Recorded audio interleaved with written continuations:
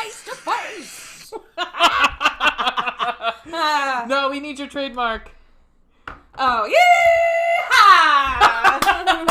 Because we are in Texas. We are in Texas this month. We are the Booze, Boobs, and Blood Podcast. I'm Ween. And I am Ray. What up, Ray? What up, Ween? It's W-E-E-N, not like the band thing. I mean, it is like the band. It's spelled the same, but yeah. I've never actually heard one of their songs. I didn't realize they were a band until much later. It's fun. Hi! What up? So we're talking tonight about Texas Chainsaw Massacre 2 and Leatherface, Texas Chainsaw Massacre 3. With Viggo Mortensen! And Ken Foree! Yes, Ken Foree! Oh, Ken Foree, we love you. The height of his handsomeness. Holy God, He was was handsome. And not that he's not handsome now, but I'm just saying, but he was young and built in this movie. Holy shit. He was like Tony Todd handsome. Yes, he was. Yeah. Yeah, I mean, like, fucking throw me I definitely around. have a couple comments about that in here. In my notes. Yeah. So hope you're listening, Ken Foree. Love you, babe. Yeah. we will definitely we're gonna definitely at you on this episode. Yeah. This will be like, God damn it, what other movies of mine are they reviewing? I know. Not again. He's responded once, so we'll go for it too. Exactly. Wait. Hey. What tickled your pickle this week? Well. Wow. There were plenty of things that did not tickle my pickle. Yeah. Oh, lots of things. But to focus on the positive. Accent, Jewish and positive. Exactly. So, I don't know if we have any faithful listeners or if they give a shit. It's cool. But no judgment. I was actually listening to our podcast to our last episode, and I was talking about looking forward. I've already packed for Florida. Yeah, our flight got canceled, you guys. It was fun. So no Florida for me. Still don't. We were hoping that you were going to go stay at that $6,000 Star Wars hotel. Oh my. Yeah, right. Even I. That is some bullshit. Even I, the crazy Star Wars person, yeah, I was like, I have no desire to do this. So was my boyfriend, and that's ridiculous. Right, well, that, and I'm like, I have no desire. I'm not a LARPer, so I'm not. It does not seem exciting to me. Neither are we, and so anyhow, I have my limits, but I'm also not going to sleep 2 nights in a fucking cement hotel. Thank you, with no windows. Thank you, I'm good. What? Oh, there's no windows in it. It's just a cement building. They have pretend windows to make it look like you're looking out into space. Those aren't windows. It's just a screen. You're inside a cement compound the whole time. Oh, that's like being on a cruise ship. Kind of. Well, that's why the cabins are so small. Because that's what they're thinking. That you're on a cruise liner in space. It's a space cruiser. Fucking shoot me. Somebody shoot me, please. God, I'd rather be on the Death Star. Anyway. I'm telling you, in about 6 months, this will be like, no, they can't fill it. There's not enough people willing to go ridiculous. do it. Yeah. No, that's impossible. Yeah. Nothing's impossible. No. Well, that escalated quickly. It did, I'm so sorry. No, it's fine. That got away from me. So yeah, I just went negative. I'm like, negative Star Wars hotel. Fuck Star Wars. No, not fun. Well, you get it. Anyway, just the Book of Boba Fett. Yeah. Kidding. The first 3 episodes. I watched the whole thing. I did make it through it. But the rest of it was good, yeah? Yeah, the rest of it was good. I liked the rest of it. I thought it was... Anyhow. All right, Tickle Pickle. So, canceled trip. So stressed to the point of shingles at 37 years old. What? So that was fun too, but not. So on my bright spot, I guess, or my pickle tickle would be that I made a damn pie for the first time. Yeah, it looked delicious. Ever. Looked amazing. I made even though I don't like cherries that much, and don't come for me, but I don't like cherries. Really. We used the dark sweet cherries, not as opposed to like the lighter and sour cherries. The tart, right. So my boyfriend was understandably super bummed out about, the canceled trip, and mostly, trying to scramble to figure out what to do with his daughters for their spring break. And he was just grumpy. So it happened to be March 14th, and I was like, hey, let's make a pie. And he was like, yeah, all right. All right. Let's make a fucking pie. And we made it. It was surprisingly a lot easier than I thought it would be. Mm-hmm. It's not pretty. I thought it looked nice. It was fine. Mm-hmm. It wasn't perfect. It didn't really have much of a crust, but on the edges. Mm-hmm. Mm-hmm. I just kind of like squished them together and poked holes, threw it in, and said a prayer. Sounds hot. And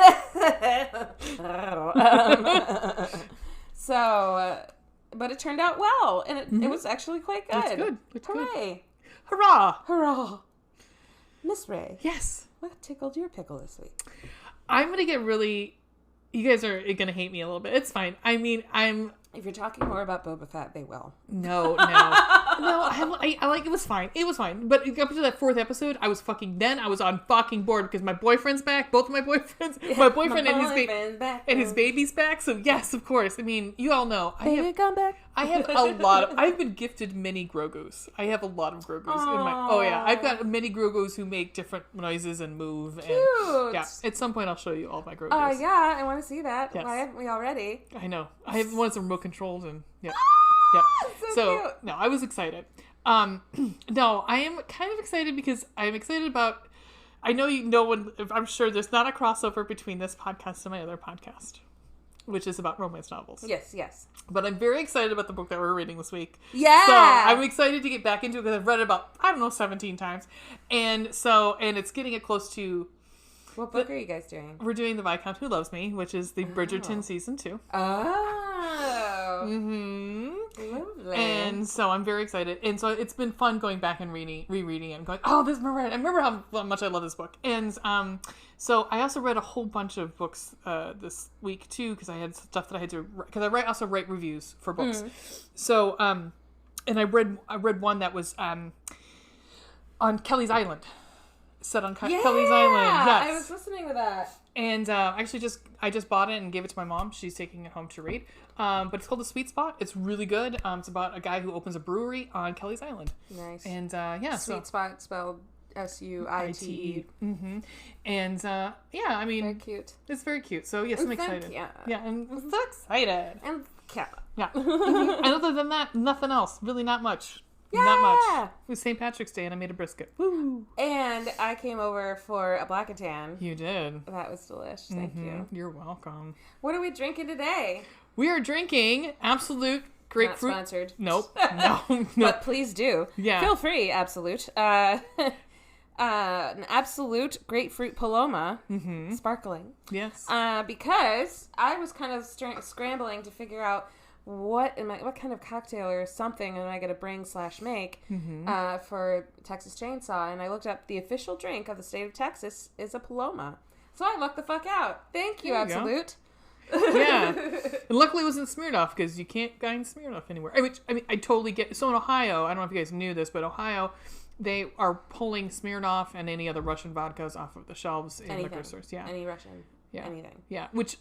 And no, and it's the meaning of it because honestly, these are all made in like other countries at this point. I mean, it says like it's Smirnoff, but I'm sure it's made in like distilled and possibly here. Yeah. So it's the gesture of it, and right. I get it. Yeah. But it's like one of those. Fuck, I like those tall red, white, and berry things. I'm like, God bless America. You know. Yeah, it's fine. It's cool. Anywho, that was their thinking when they made that drink. So it's like, we're gonna fuck Ray over at some point. All right, so we're gonna. It's delicious. It is very good. It's very good. Cheers, Miss Ray. Yes, we are gonna take a little break, come back, and talk about Texas Chainsaw Massacre 2. Let's do it.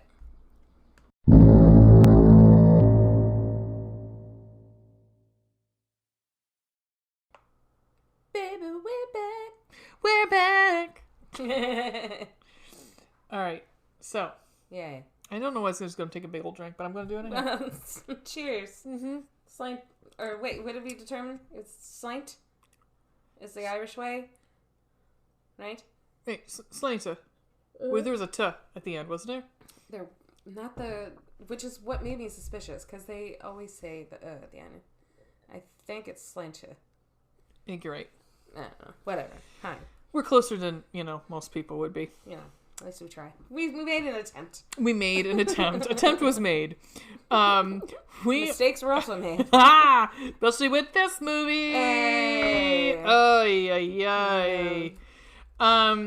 This is a case of I remember more fondly this movie than when I saw it this time. I was like, what the fuck was I thinking? This was absolutely goofball.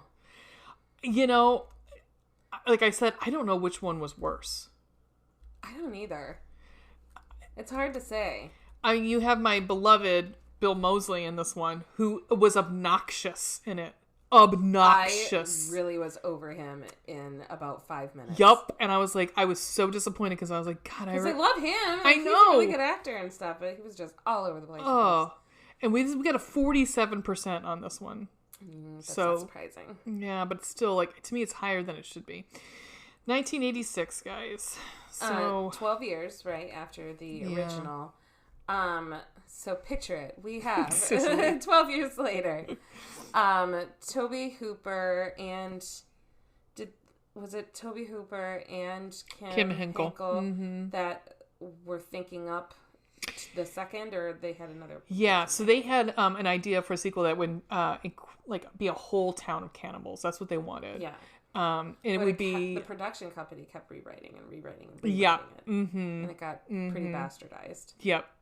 The title was going to be Beyond the Valley of the Texas Chainsaw Massacre, which I think is brilliant. That's really good. And part of me thinks is like, I think Toby, I wish he had lived longer, obviously, but I wish he had maybe gotten more into different genres than he did. Yeah. Because He's a respectable director. He had an eye. He had a good vision. He is. I mean, and some of the gags, even though I don't find them funny in here, I think in a different movie might have worked. Yeah. Yeah. Yeah. But I think he's talented enough. I think that's why it makes me angry when people are like, well, obviously he couldn't have directed Poltergeist. Couldn't have. And I'm like, what do you mean? They say that with Poltergeist, that because Steven Spielberg was the producer on it. Right. And they say that he came in and directed a lot of it. And I was like, I don't know. I'm like, I think Tobe Hooper is deft enough hand at directing that he could have handled. Yeah. And I mean, he can hold his own just fine. And I think he did a fantastic job for have literally no money. Yeah. On that TCM. Too. Yeah. Well, why do they not have any money? The mafia. Yeah. So, what was the first film, it's still to this day. Buddy Piranha or something like that? Butchie Piranha. Yeah. Still to this day, they don't know exactly how much the first movie made. Mm-hmm. It was almost incalculable because the Bryanston Company, which is this company that was owned by the mafia, took quite a bit. Yep. Took quite a bit of a I think Gunnar Hansen in fact said his first royalty check was like $45. Yeah. Yeah. And all the actors in that movie, they got paid absolute garbage. Yeah. Yeah. And so they were like, we're not coming back for where's the incentive in that? Right. And even Tobe Hooper too, because he was only gonna be producing the second one. Mm-hmm. But after seeing what was already a production disaster and not having an affordable, good director, he decided to step in.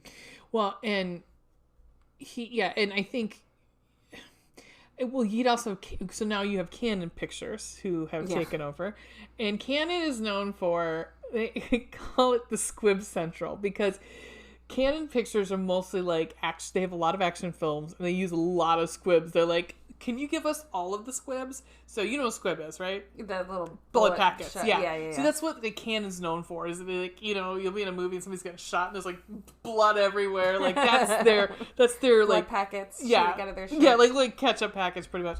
So when they came on and what they're looking for, they're always looking for how to. I forgot the names of those two guys who run Canon Pictures. I can't think of it. I mean, they're faintly European somehow. They're like some weird like. I don't know. You hear him talk and you're like, it sounds like that guy from The Room. Sounds like. I was like, what country are you exactly from? All of them. You're tearing me apart. So yeah, and Canon Pictures always wanted to try to cut costs as much as they can. In fact, they wanted this movie to be 90 minutes so they could have more screenings of it per day. Yeah. Ridiculous. Which Okay. The poster and advertisements for this movie, the quote family group shot unquote, uses the same positioning as the promotional group shot for the movie The Breakfast Club, which I think adds a little wink onto it that I liked it. Yeah, I kind of love that a lot. Let's see any more production.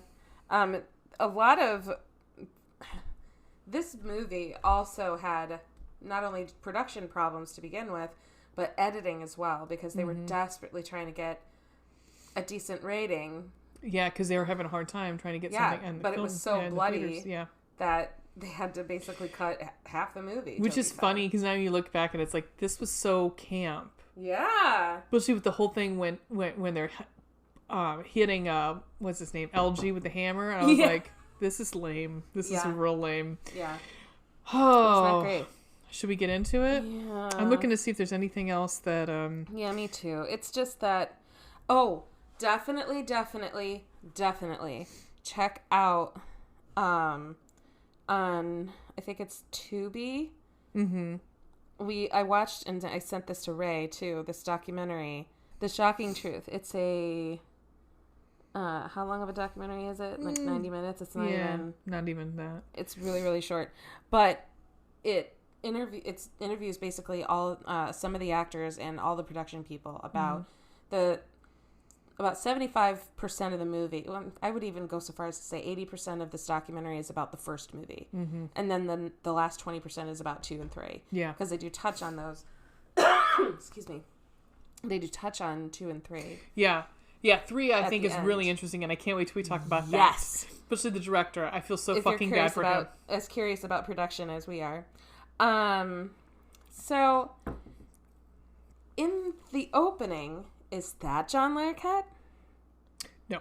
I was wondering. No. I honestly don't know.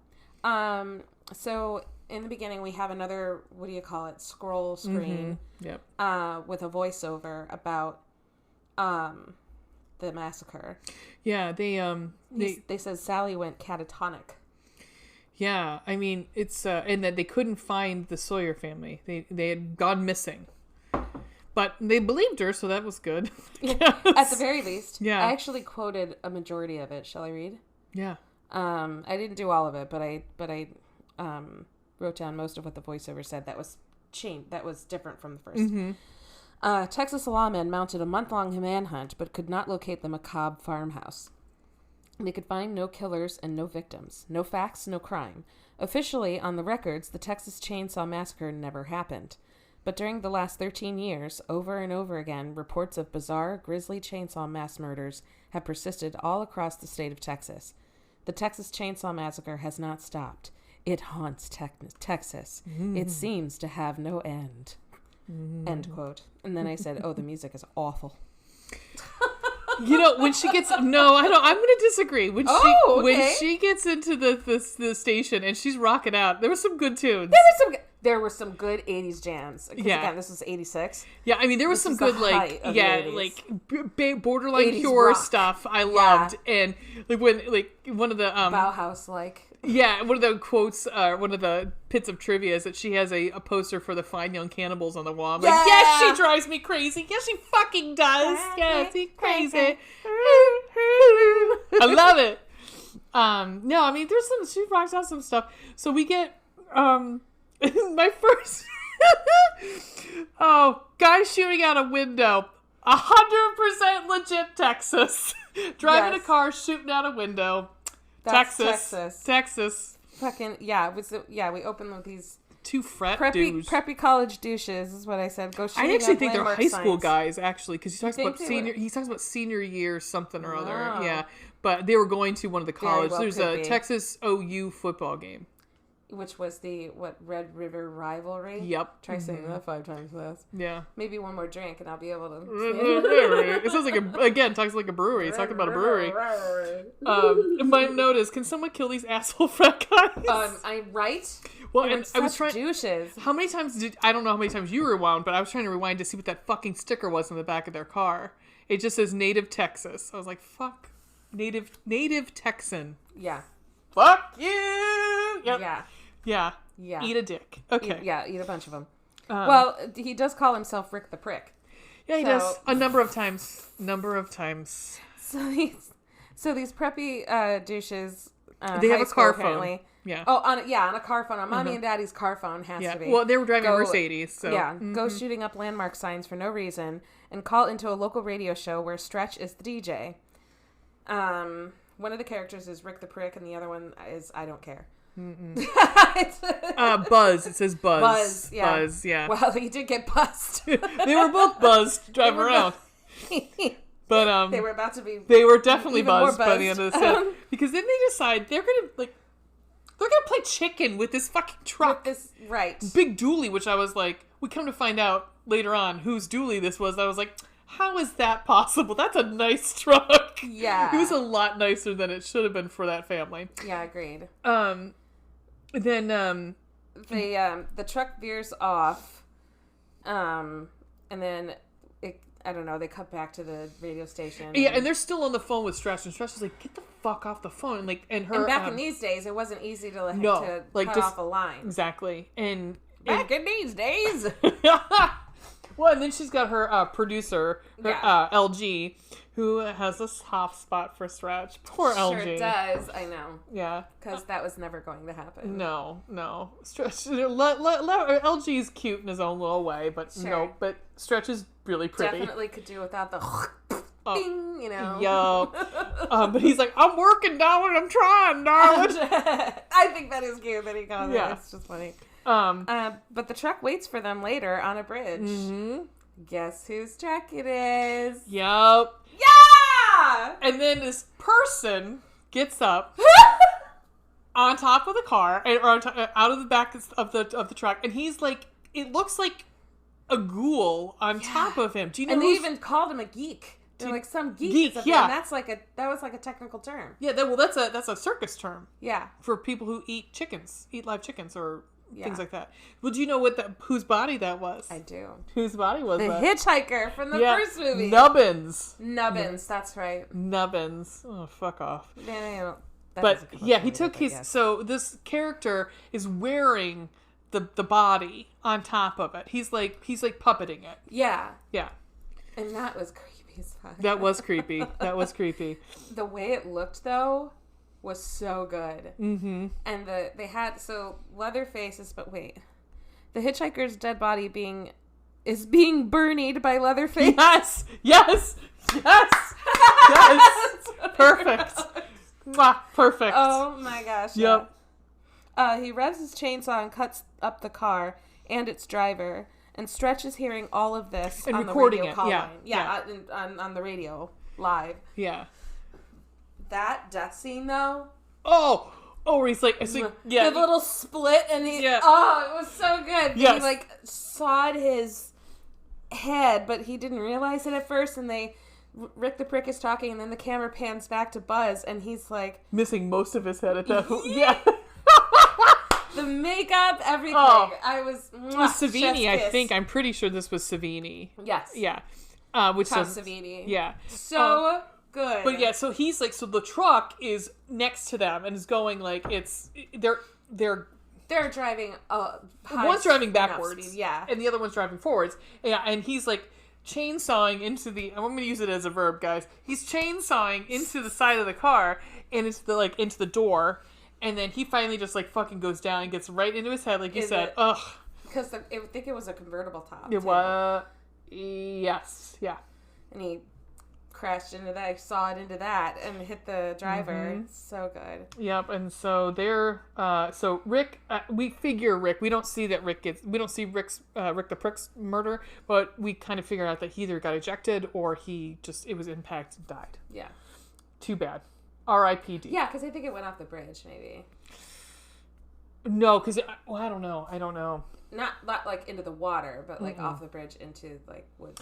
When they come up they're looking for because the next scene is Dennis Hopper looking at the yeah. So it was on a bridge, but it was down on another part of the highway. Mm-hmm. Yeah, because he comes up to the what is that called, the median? Yeah, off the side. Yeah. Enter Dennis Hopper. Dennis Hopper. Yep. That he is Sally and Franklin's uncle. Mm-hmm. Allegedly. Allegedly. Yeah, I mean, this was 1986 Dennis Hopper. Wasn't looking bad. No, not at all. Especially in that uniform. I was like, okay. And a little toothpick. Yeah, I was like, a little toothpick. All right. They like you. Oh my gosh. What you did just now reminded me of Carmen Electra's workout tape. Somebody once upon a time told me about Carmen Electra having a workout video. Oh, she's got like a striptease, right? No, I used to own them. Was it you that told me about this? Oh, Never yeah, underestimate the finger in the mouth? Yes. Oh, no. Yes. I have never forgotten that. No. Of all the things. That's the thing I haven't forgotten. One of these days, I'll tell you the story about my roommate at the time who was doing the exercises with me in a skort.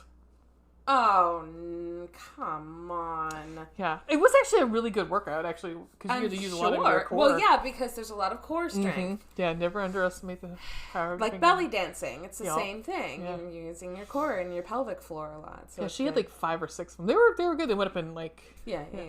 Anywho. Oh, boy. God, that was you. For years, I couldn't remember. Well, now we've solved a mystery. That's it. I think we're done. We're done here. Oh my god. Thanks, guys, for the many months we've. Whatever. Well, all my next notice is I would throw a leg over Dennis Hopper. I'd sit on that. Yeah. Sorry, Ray was just taking a drink. I'm sorry, but I didn't. Okay, so yeah. BRAZOS. That's what I was gonna ask. So he's hell-bent on finding the Sawyer's farmhouse because of his niece and nephew disappearing / being killed. Or, well, his nephew was killed, but his niece went nuts. Yeah. And then he runs into this other douche cop that's like, this is our territory. You're not supposed to be here. Nobody believes you. And Dennis Hopper's like, BRAZOS! Yeah. And so it's Spanish for arms, short for Los Brazos de Dios. Well, there's a Brazos the arms River. of God. Mm-hmm. Well, there's Brazos River. Is that what it has to do with? I think. Like, maybe the house, like the Sawyer house is supposed to be by Brazos? I don't know. But there was no clarification. This was poor editing. Yeah, we just kept, because he kept saying Brazos, and I was like, all right, I'm writing this down. It could be something horribly racist, and here I am writing this down. Yeah, exactly. Like, I don't, but okay. So, Dennis Hopper's character, we keep calling him just Dennis Hopper because, I mean, he's Dennis Hopper. Lefty, Lieutenant Lefty Enright. Mm-hmm. Dudley Do Right. Yep. So in our next scene is Stretch. She's got this tape. She doesn't really know what to do with it. Yeah. And Dennis and Lefty has put a ad in the paper, like asking for information. So Stretch shows up at his hotel room, and I was like, well, that's some sexual tension right here. Yeah. Yes, it was. And a little tense. And he's a little drunk. Yeah, he's a little drunk. And he pretty much tells her to get the fuck out, that he doesn't need her help. Right. And she's like, whatever. Okay, thanks, bye. Yep. And because she's like, I've got this tape of, I think it's the kids being murdered. And he wants nothing of it. So she goes... Because he was all drunk and butthurt about the fact that nobody believes him about, whatever. And so he was being a dick. Meanwhile, they're at a... They're at a chili cook-off, the Oklahoma, Texas chili cook-off, to celebrate the Red River rivalry. And LG is building her a fucking fry house. That was so funny. I was also like, delicious. Yes. She was like, but I loved her reaction though, because at first she was just like, oh, but then she was like, aw. LG. That's so cute. Like, it's... Like, she appreciated it from him. Yeah. Who won the chili cook-off, Miss Ray? That would be Drayton Sawyer. What? I know. Who is that? That would be the cook from the first movie. He survived. And is still cooking. He's he's alive and cooking. So Jim Seedow is back for this. Seedow. He is so cute. And unfortunately, this was his final film. Yeah. I don't think he died necessarily like soonish after. I think it was just his last. Yeah, I think he retired. And he was like, because he's in a lot of these documentaries about. Yes, yeah. I mean, he's dead now, unfortunately. I think he died in 2003. Yeah. I love. Sweet guy. She's like, he's accepting the award, and she's like, And the woman giving the my God, finds a tooth, and she's like, what? Then she picks it up. He goes, oh, one of those hard shell peppercorns. I was like, gross, it's a fucking tooth. It's pretty obviously a tooth, dude. Yeah. Yikes. So that's pretty much this scene, and then they go to the station next, I believe. And my next question is, where the fuck is this? Just before going to the radio station. Right? Because Enright goes shopping. Oh my God, wait, no, because I wrote, where the fuck is the parade going? At one point, there's this parade to nowhere. There's like a marching band. I was like, what? They're next to the freeway. Where are they fucking going? Oh my God. I don't know. But no, that was over by Cutright. That's right. Because he gets out of the car and he's like looking around. I'm like, why is there a parade?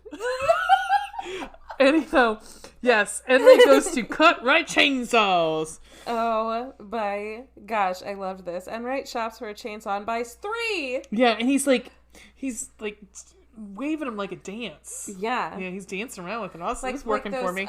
Fans, like those fold out fans. Yeah. He's doing a fan dance. Yep. Yeah. That's so funny. Oh, yeah, no, it's my aching banana. I wrote that too! Yeah. My aching banana. Oh, my aching banana. I'm like, testing them out.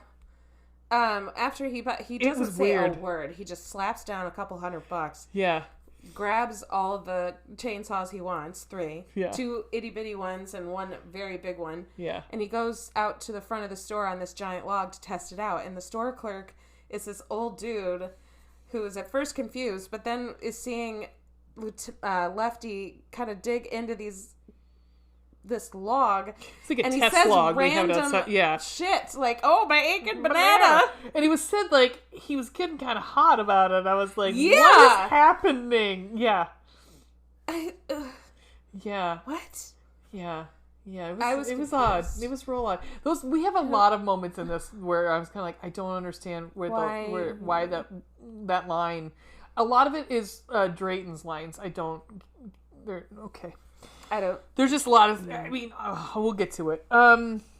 So what we move to the radio station, and Lefty tells Stretch he's there, and she's kind of like, what the fuck are you doing here? You told me to go fuck off, pretty much. And he says that there's been kill sites have been clustered over Texas for the past 2 years. So he knows, he's like, they're here. Somewhere here. Yeah, in Northeast Texas. And he's like, so I know that they're here. I need you to help me find, to pull them, get them out, come out of the woodwork. And he wants her to play the tape. Yeah, live on the air. Live on the air every hour. Yeah. And because he's basically, although she doesn't really realize it, but he's basically baiting her. Yeah, he's using her for bait, which we find out later. Yeah, we do. We find that out later officially that he's done that. Yeah, but I mean, what else was that for? That was fucking shitty. But Lefty was desperate to get these people, and he knew he had to draw them out somehow. So Stretch keeps playing the tape and waiting for Lefty to arrive. Because he says he was leaving to do something and coming back. Mm-hmm. I fucking wouldn't. And LG is like leaving for the night, and Stretch is all alone in the station. Mm-hmm. And at the same time, Drayton's driving home from winning his contest, and he gets a call. He's got a fucking call, he's got a fucking. Everybody's got a car phone. 1986. We got a car phone. What the fuck? And it's somebody telling Drayton to, hey, turn the radio on. He turns the radio on and he hears screaming. Oops. Yeah, I mean, the fact that the first line is, motherfucker! I mean, like, yeah, I would assume that the FCC would have an issue with that. Yeah. Well, that was sort of touched on. Yeah. Because Lefty was like, I don't care. She's like, it's pretty explicit, and he's like, I don't care how many times you have to do it. I have to find these people. Yeah, and LG's like, we had a lot of complaints. Yeah, exactly. She's like, well, don't we always get complaints? And I was like, well, she's got a point there. I'm sure they've always got a point. Yeah. It is Texas. Oh my god. They got to complain about something. I'm like, aching banana. I'll just say, this radio station's fucking baller. I love this radio station. Yeah. I want to fucking work there. I would. Well, before it gets destroyed, but yes. Yeah. It's kind of like warehousey almost. It's kind of sweet. It is pretty sweet. They have these really big Yeah, it's almost like a warehouse where they have big giant sliding doors. Yeah. What kind of fucking job wouldn't be seriously, there's a charm to old school radio stations. Old school DJ, yeah. Yeah, like I know some people who still are DJs and on radio stations, and it's kind of sad because it's a dying career. Yeah. But there is something charming about being just sitting in like probably smoking pot or drinking all day and just playing music and talking to people. Yeah. How fun is that? Super fucking fun. That would be nice, yeah. Kind of what we're doing now. Pretty much. Most of those things, not Except all. we're not smoking pot. No. I did ask you if you needed some Delta 8 to get through 3. So LG leaves, and he kind of asks her out, and she's pretty much turns him down. Yeah. Because she's waiting for Lefty. She's waiting for Lefty to get there. And so she comes downstairs. She hears strange noises. She sees something weird going on. It looks like it's out in the lobby. Yeah. She comes down. Top Chop is just sitting. In like this Sonny Bono getup. Yeah. Let's see. Bill Moseley. Yeah. She looks around and finds a guy in the waiting area that's a little like the hitchhiker, which is Chop Top. Sherman. I love you, honey, but not your nails. Woo. Lieutenant Sherman. Yeah. General Sherman.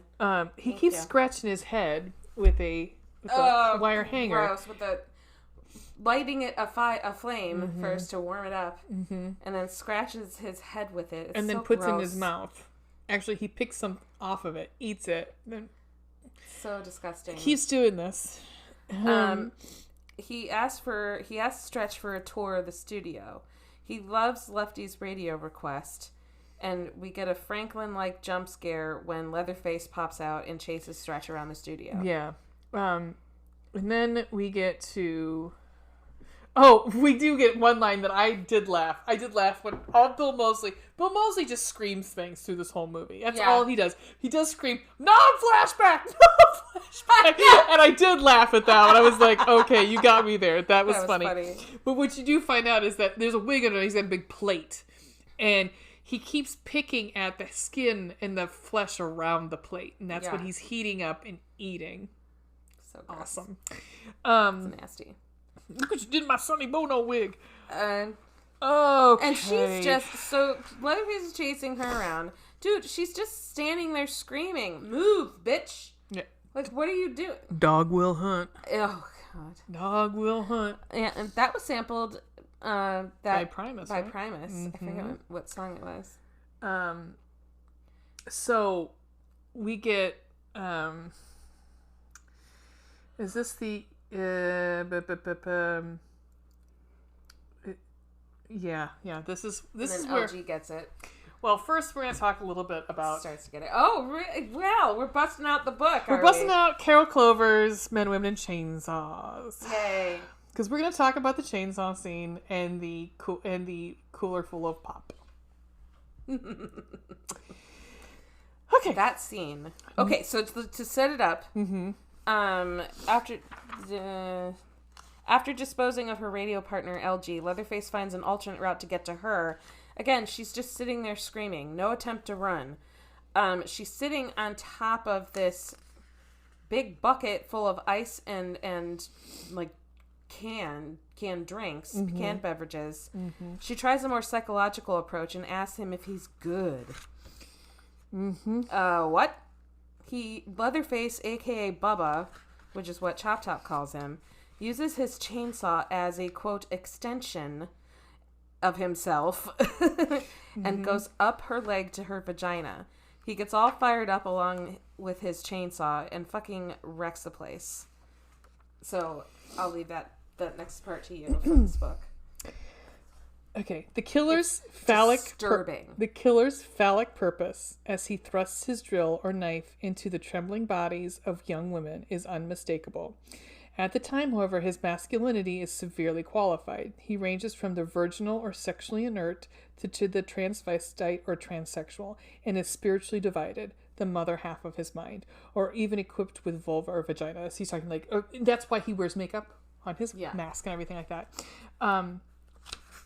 And then we also have this is still talking about the final girl. But this is definitely, I'm looking for there's another quote that Clover has. She definitely says, I mean, he orgasms. He definitely orgasms. Because you can definitely tell because he starts shaking and screaming. And what happens is, from Clover's point of view, is that after this is when this happens, is that he then now is sexually awakened. Yeah. Yeah. Oh, Just here we go. We wanted. Okay. Even killers whose childhood is not immediately an issue and who would display no overt gender confusion are often sexually disturbed. Let's see. When when she grasps the psychodynamics of the situation, the infamous crotch episode of Texas Chainsaw Massacre 2, Stretch tries a desperate gambit. You're really good. You really are good. You're the best. She repeats, and indeed, immediately after ejaculation, Leatherface becomes palpably less interested in his saw. Which he does. He does. After he gets off, basically, he fucking wrecks the place and leaves her and goes to his brother, and they leave. Yeah, I mean, so it's like he got his, even though he didn't cut her up, he still was satisfied in some way that he left her alone. Yeah. Yeah, because he knew what he was doing. He knew he was leaving her alone. I mean, it was like it made him feel safe or something. Yeah. Jesus Christ. Yeah, it's something. That's an angle. But she didn't get chopped up, so kudos to her for thinking on the fly. Yeah. Yep. So that happened. I mean, it's just, I think there should be something to be said. This is such a departure, and I think I kind of like Hooper for putting it in there, not liking it. But the thing is that Stretch had to, because Sally was so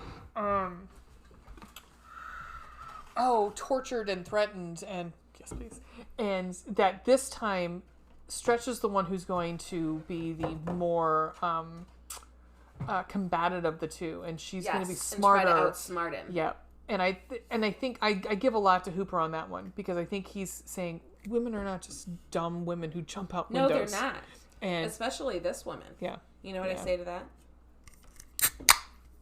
Yeah. That's for you ASMR lovers out there. Yeah. I'm opening another can of Paloma. What? All right, so then poor LG comes back, and he's killed by Chop Top. So sad. And I thought for sure he was a goner, but wait. Yeah. Yeah. Stretch goes chasing after them in her car, and she's like, where the fuck are you, Lefty? And she drives, and it's... Did you notice this? When the shot that they did with her, like, straight on her as she's in the car, and then some kind of music in the back, it was very Psycho-like. Oh, no, I didn't. It just, I don't know what it was, but it felt very Psycho. Like akin to Psycho. Oh, could have been the music that they use when he's driving his... Yes. Yeah, with her in the back. Yeah. Yeah. Maybe. That's what it sounded like, that. Almost, it almost sounds like, what is it from Wizard of Oz? When the witches. Oh yeah. It almost sounds like that, but different. I don't know. Anyway, it was just very Psycho-like. Lefty used her. I fucking knew it. Lefty used her as bait and followed her. Right. And then she falls for what? 2 million feet? Oh my god! She falls.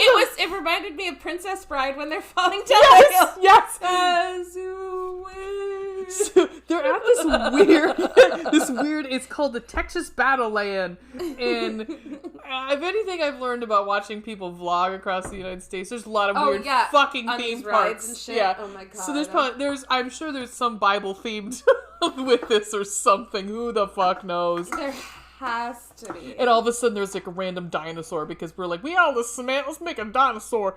All this cement. So yeah, she falls for 2 million feet, and he tries to pull her up first with a fucking arm. Bone. Yeah. Like a skeletal forearm with a hand, and he's like, grab on, and she's Come like... on, sister. She's freaked out enough, Yeah. and what the... No, and it's... bones are brittle, especially post-death. Yes, yeah. There was no way. She's a lithe little woman. There was no way, though, that bone was going to hold her. No, that would hold no human. Gorgeous Caroline Williams, yes. What runs around in cut-off shorts for this whole time, and thank you. Yeah. She's got nice legs. She does. Nice legs. Nice, and her little caboose. Country Canadian tuxedo. Yes. Light denim shirt on top with the dark jeans. Mm-hmm. Lefty starts blowing all his chainsaw gas on cutting down this amusement park thing. Yeah. Where the Sawyers have apparently been residing. And he comes, so is it Lefty? Yeah, Lefty comes in. And he goes and he's like chainsawing shit. And he comes up to this mural. Tear it down! This mural that's bleeding. Oh, that was so cool! And I was like, gross, because it looked like it was, I think it was crying. Did it look like it was crying blood, or was it just bleeding? It was bleeding out the mouth. Like, yeah. the picture was the face. Yeah. That's painting. Right, at the side of the corner. On the side of the corner of the mouth, there was blood dripping down, and he's like, he kicks the wall. Oh, and all this awful comes out. Yeah. Like, because I'm not going to say it was just like... blood and intestines. Yeah, I mean, literally, it was like, fucking just nasty. Awful. So Stretch is, like, going through these caverns. Yeah. And, there comes another, I'm going to read just the first part of this, because I think Please do. I'm not going to read the end, because it talks about the end. Excerpt from the book of Women in Chainsaw. The Book of Clover. With the final girl appropriation of all those phallic symbols comes the dispelling of the uterine threat as well. Consider again the paradigmatic ending of Texas Chainsaw 2. From the underground labyrinth, murky and bloody, in which she faced saw, knife, and hammer. So they're saying that this labyrinth underneath is equating it to a uterus, and the birth canal, and being reborn. Mm-hmm. And I can see it. I mean, I can see that. I mean, it's underground. It's like a catacomb. That's what it's like. Sure. I mean, I would love if Tobe Hooper thought all of that. Like, right. That's exactly my point. Yeah. Like, I love it, and I love that we're getting into evaluation like that, but it's one of those, I don't necessarily think so, but I can see it. I can see, like, when we get to the ending, it will make more sense, I think. Right. Yes. Yeah. Agreed. Okay. So I just want you to start thinking of a uterine, like thinking of interesting. Yeah. And her journey throughout. Mm-hmm. Stretch overhears Drayton and Chop Top arguing. Poor thing has to listen to her friend get chopped up. They're chopping up LG. Yeah, right they're skinning him. They're flaying him at this point. Like they take off part of his above his rib and part of his arm. Yeah. Yeah, and his face. Yeah, and his face. Yeah, his face, because that was the first thing apparently. Yeah. She's so. Eventually, it's just Leatherface, i.e. Bubba. Mm-hmm. I'm sorry, a.k.a. Bubba, and her in the room. Yeah. Bubba sees her, and she says, no good. Yeah. Well, my note was, "Aw, Leatherface is in love." He is in love. Yes. He seems infatuated with her. Yeah. So he puts LG's face on her and LG's cowboy hat. Jesus Christ. And then he just wants her to keep her as his toy. Yeah, because he starts dancing with her. Yeah. And it's like a weird, like, two kids dancing together dance. It's not like a slow dance. Simple. He's very simple. Yeah. But they're interrupted by the ceiling falling in because Lefty is fucking chainsawing his way through with all of the main supports of this whole thing. Yeah. He's just in a tear it down stage. Yep. And he's having his own moment. Mm-hmm. So Leatherface ties her up at this point. Yeah. He ties her up. Then Drayton and Chop Top, I think, kind of start to come close to the room, and he kind of tries to hide her. Yeah. And Bubba goes out, so it's just Stretch now left alone. Mm-hmm. How the fuck is LG still alive? I know. He's still... It's like... Somehow. The last gasps of death. Like, he can move. He gets up. And he talks. But not very coherently. No. Oh, darling. Oh, darling. Because he sees that, like, he doesn't have any skin. Yeah. And he's trying to, like, he finds a knife and he's going to try to cut her bonds to get her out of getting... He's losing function. Right. And then I think it's when he notices that it's his face on her face is when he just finally dies. And he just kind of falls over and dies. It's like, oh man, there's nothing I can do about that. No, there's no putting that face. So she does put his face back on. Well... Yep. Because, I mean, I wouldn't be running around with that face on either. Yeah. Then we cut back to Lefty. What does he find, Ray, at this point? Oh, he finds Franklin's body holding a... It's like a skeleton in a wheelchair holding a flashlight. So, and he's like, oh, Franklin, what'd that do to you? But right before, we got Cook just screaming all kinds of fucking weird shit about the government, taxes. And I just wrote, oh, Drayton's been listening to InfoWars. Okay. Yeah. This is Alex Jones. Got it. Cool. I'm the private businessman, and I'm just trying to make a living. I'm not mad at the crew. But that's all I could think of. I was like, holy, well, it does make sense. It is Texas. I could see him listening to Alex Jones. It works. Yeah. Yep. So Stretch attempts to escape. She runs across this fun land of bodies. Yeah, and they're all splayed in like weird various positions. Yes, they're like in their final positions when they were alive. But it doesn't make sense because some of them were in like campers. Yeah, and some were in like beach gear and stuff like that. It was like I think they might have placed them like that. I think they did. I think they displayed them like that. It was weird. It was like going to the weirdest Halloween attraction underground. Yeah. That someone was like, we'll just put a bunch of bodies up and some Christmas lights and that'll be our Halloween. I mean, that's what it kind of felt like. Yeah. It was weird. Really strange. It was very strange. Not scary at all. No. But just but why? Weird. And it was never explained. She gets closed in with Bubba and company. Oh, we get 2 lines here. Oh my gosh. You gonna spell it out? Which one? The SCEX? No, you go for it. No, all I said was was it Drayton or no, I think it was Chop Top. They all Chop Top, Drayton, and Bubba, also known as Leatherface, catch up to Stretch, and they realize that Bubba is kind of obsessed with Stretch, and they're like, ooh, somebody's in the house, somebody's got a crush, and I think it was Chop Top that said SCEX sex. Oh no. I'm like, Shex? I thought it was I'm going to have the Shex tonight. And Drayton says, turn traitor for a piece of tail. You got one choice, boy. Sex or the saw. I have 2. I think this might be a little later on when they get back to their home base, where he says, the cock and cut swindle.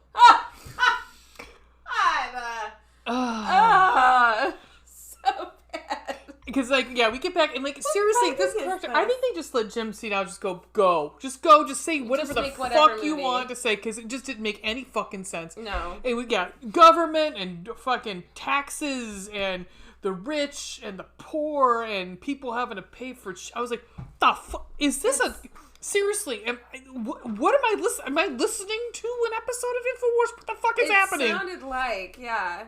It's like... It was highly disturbing. But then we also get the line of the Saw's family. So we finally get Saw's family. Which will come back over and over and over again. Over and over. Oh, and apparently there's something we learn in this. Apparently... Oh, how old he is? The grandpa? No. Okay. But the fact that Drayton, Chop Top... I thought that Drayton was the father of Chop Top and Bubba. They're all brothers. There are a lot of brothers we will find in these movies. There's a lot. They just keep coming. Oh, and because they didn't have Ed Neal, and they had Bill Moseley instead. And in the beginning, we did have the body of the hitchhiker, i.e. Nubbins. Yep. Or a.k.a. Nubbins. I'm not using the right it's okay. thing. Abbreviation. That apparently... But again, this was not made clear in the script or in the editing process. But I think what I learned from the documentary is that Chop Top and Nubbins, aka the hitchhiker, were supposed to be twins. Oh, geez. Okay. Yeah. Which is why they looked a lot alike. They did. Yeah. That was intentional. Yeah, because in the parody film that Bill Moseley plays, he plays the hitchhiker sort of character. Yeah. How does good-looking man in real life? I know. He's gorgeous. And he was fucking annoying in this. I was so sad. I know. I was super sad. Really bummed out. I know. He's actually a good actor. Kind of guy. Very good looking.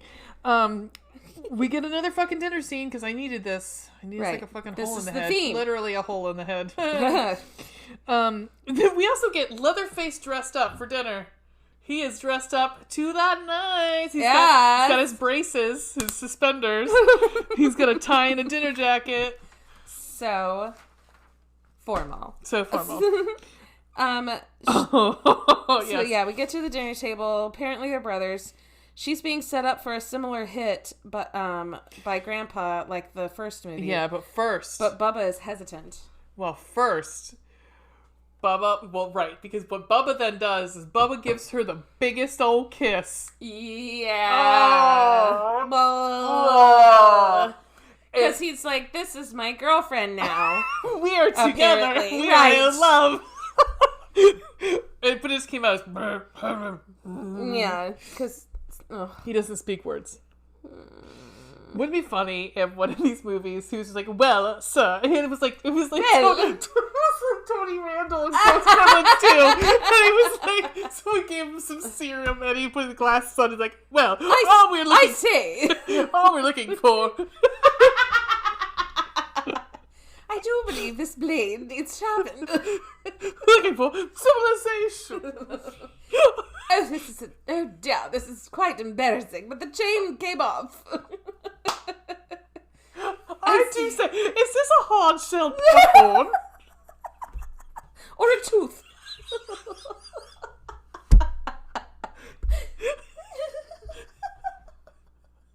Oh my god. Oh dear.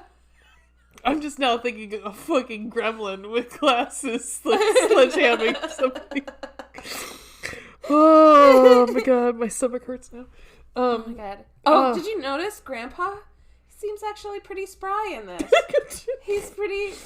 He's 137. Did you say something like that? He also again has mullet erectile dysfunction. He can't get his mallet up. He still can't. Nope. That's tricky, though. My eyes are watering. But he does actually strike her. No. Drayton ends up hitting her in the head. Oh, was it? Yeah, because then they feed the blood to Grandpa. Oh, but he doesn't do the killing. No. Like, that's a callback to the first movie, because in the first movie, the cook... Yeah. Now known as NKA Drayton. So in the first movie he always leaves the killing to the hitchhiker and Leatherface because he can't stomach it. But he'll gladly butcher and cut up the bodies, but not actually kill. Yep. Not anymore, apparently. No, he's totally over it. Well, I think also, I don't know if he hit her hard enough to kill her. No, it knocked her out, though. It's a fucking hammer. Yeah, but they wanted the blood. They wanted the blood to feed to Grandpa like a baby. Gross. Yeah. Give him life. Bitty. Bitty. South Park reference, sorry. I fucking love South Park. So at the same time, we got Lefty just going screaming his fucking head off, chainsawing, and this is where he starts singing a song. And this song, did you recognize it? I didn't recognize the song, but it was at a Texas... No, I think it's the song from... I tried to look it up and I could not find it. So if I'm wrong, I would like someone to please tell me I'm wrong. What? I think it's the song that they're singing at the end of Wicker Man when all of the people are standing outside of the Wicker Man. They're singing like a old school folk song. Okay. While he's being burnt in the Wicker Man. I think that's the song. Okay. I couldn't find it, and I couldn't find what he was like. I could just be like, go look up every time I looked it up, there was like, here's the scene. I'm like, that's not gonna fucking help me. So I think because it sounded familiar to me, but it's a church hymn. Or it could have been the one that the actual, like, police officer in Wicker Man is singing in the Wicker Man, like, while he's being burnt alive. I can't remember. Oh. One of the two. It sounded familiar. Anyhow. So there's I guess a grenade on Nubbins, just because. So this is where it all starts to go downhill. Oh, yeah. This is where we're ending Lefty it here. enters singing and sawing.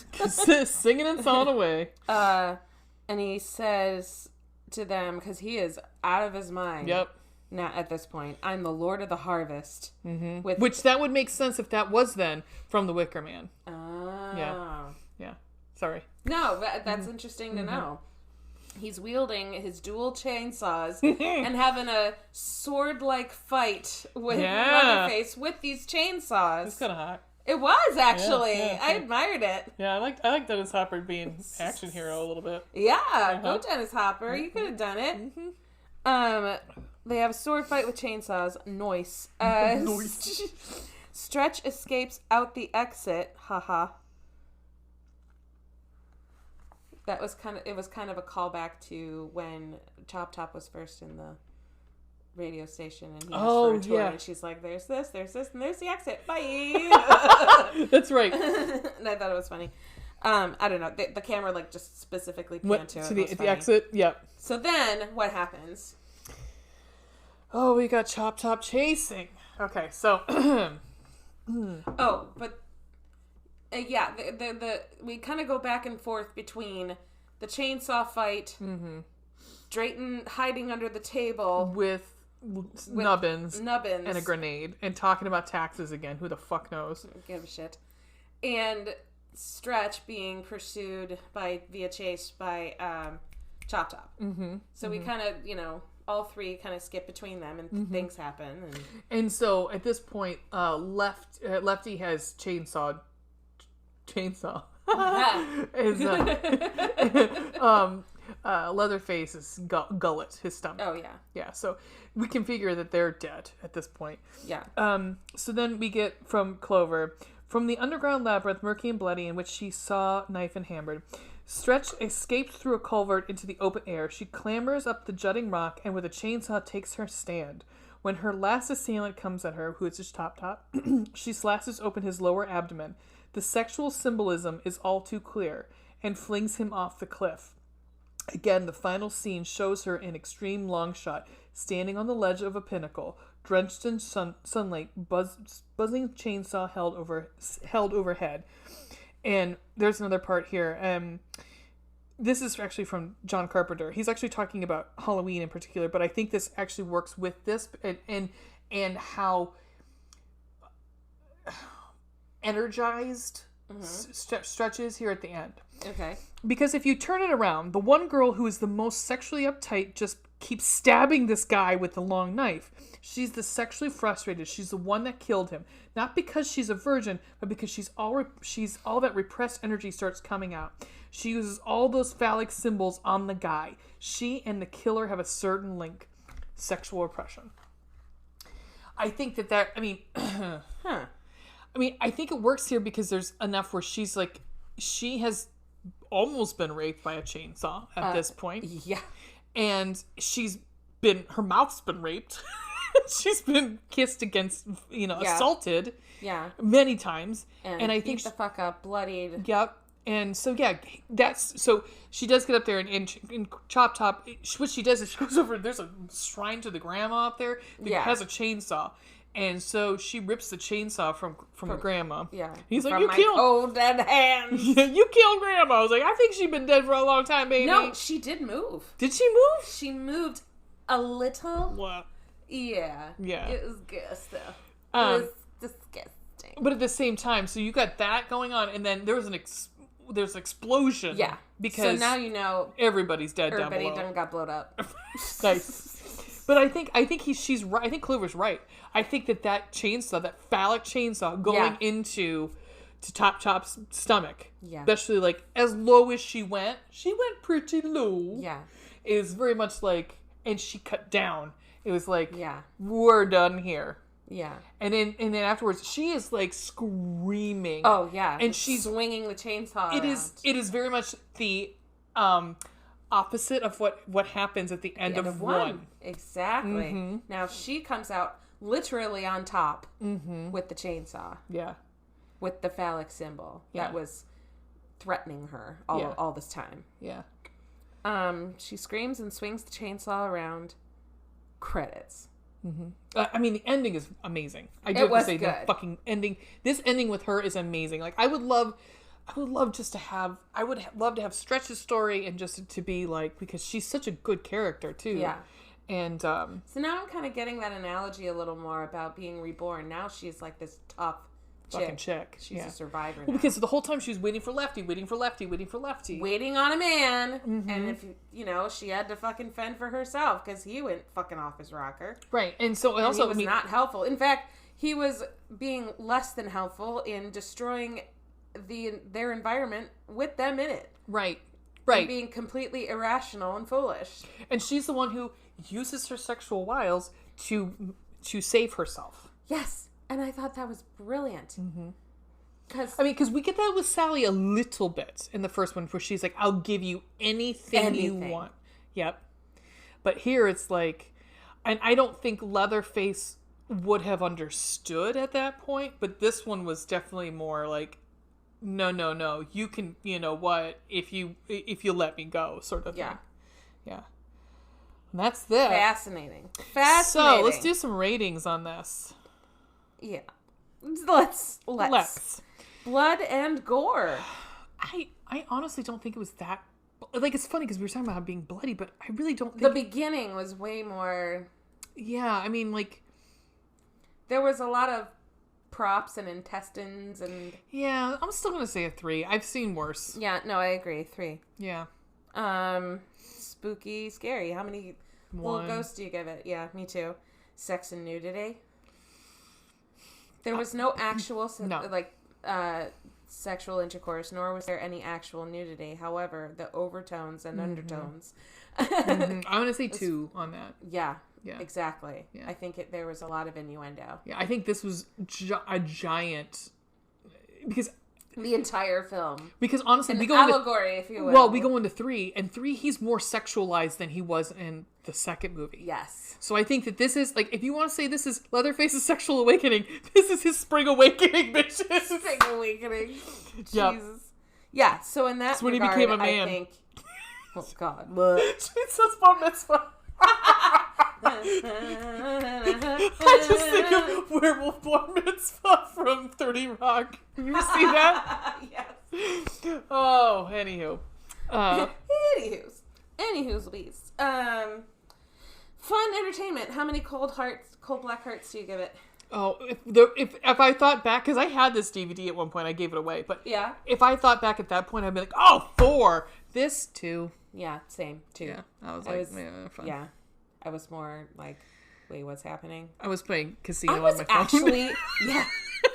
I was quite disappointed, I have to say, about Dennis Hopper's character. Yeah.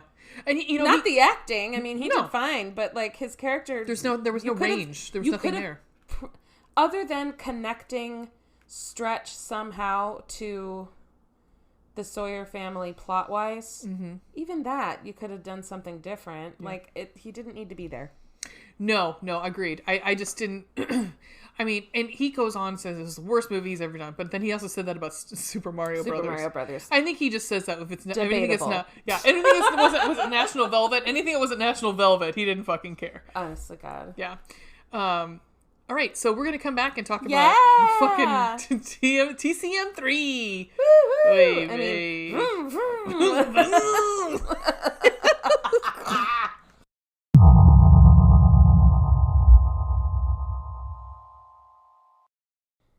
All right, here we go. It sounds like we had to have a shot beforehand. I don't have any liquor, but we could have had a shot and be like, fuck me. Yeah, pep it up. Hey, guys, we're going to talk about Leatherface, Texas Chainsaw Massacre 3, 1990. Yeah, let me get a Rotten Tomatoes on that one for you. Oh boy. I looked it up. I want to say it was like 17 or something, but ouch. Let me double check with that. I mean, they all just go down. It's not getting any better, unfortunately. That'd be interesting to see if this one is higher than the other leather. It's 19. I was close. So there's another Leatherface in the whole. It's Leatherface is like it's the prequel, and that came in. We gotta talk again about how we're doing that. Mm-hmm. How we're doing that order. Mm-hmm. Yeah, that's at 30%. So. Oh wow. Yeah. Okay. Yeah, it's better. What was 2? 46, I think. Okay. Yeah. That one has Stephen Dorff in it. Throw a leg over Stephen Dorff. Yeah. Anywho. Except for that fucking ponytail in Halloween. Yeah. That was wrong. Fucking cut that shit off. Yeah. I believe that you screamed it at him in that episode. I did. Okay.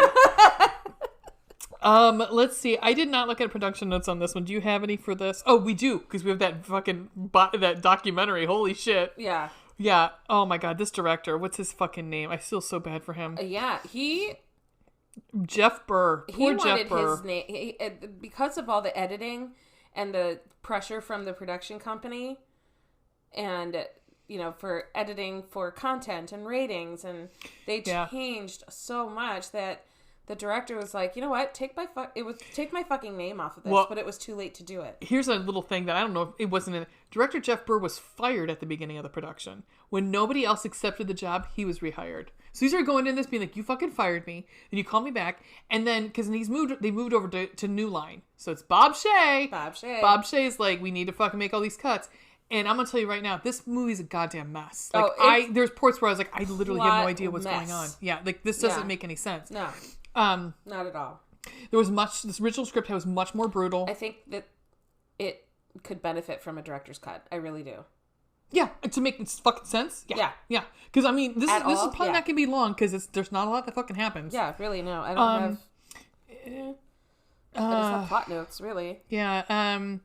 We got Tom Savini. Oh, Tom Savini was offered the job of directing, and he was like, nope. Yeah. And remember what happened to Gunnar Hansen in the part 2 film, where he got a shitty off, where they just offered him bass. Mm-hmm. Same thing happened again, so he didn't do this one either.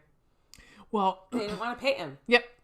Well, and director, so Jeff Burr wanted to shoot this in Texas using 16 millimeter film, like TCM, but New Line's like, nope, we already built the house, California, done. Yeah. Cool. So the director had little to no power in this. Nope. At all. Mm-mm. And they just wanted a cash cow. Well, and this comes right after Leatherface would replace their soon to be completed Nightmare on Elm Street series. Yeah. So yeah, they were a little disappointed that this didn't do as well as they were hoping it would do. But this is what happens when you have too many cooks in the kitchen. Yep. And too many people in charge and having a say in something. Then you just get a mess. Well, guess who another one of New Line's first choices for director was? Who's that? Peter Jackson. Oh my! But I love to say Peter Jackson at this point. He does have experience in horror, though. Oh, he's a lot of it. I mean, right. Dead Alive is one of my favorite movies, guys. I still have not seen it. Oh, it's so good. I can't wait. It's so good. I mean, he fucking kills a bunch of people with a fucking lawnmower, a bunch of zombies. It's amazing. It's splat stick. It is where the term splat stick was coined. But he's also got Meet the Feebles, and he's got what the fuck is the other one? Bad Taste. Those two were messed up fucking gross horror movies. So low budget. So it doesn't surprise me that they're like, let's get that fucking Kiwi in here to fucking direct this.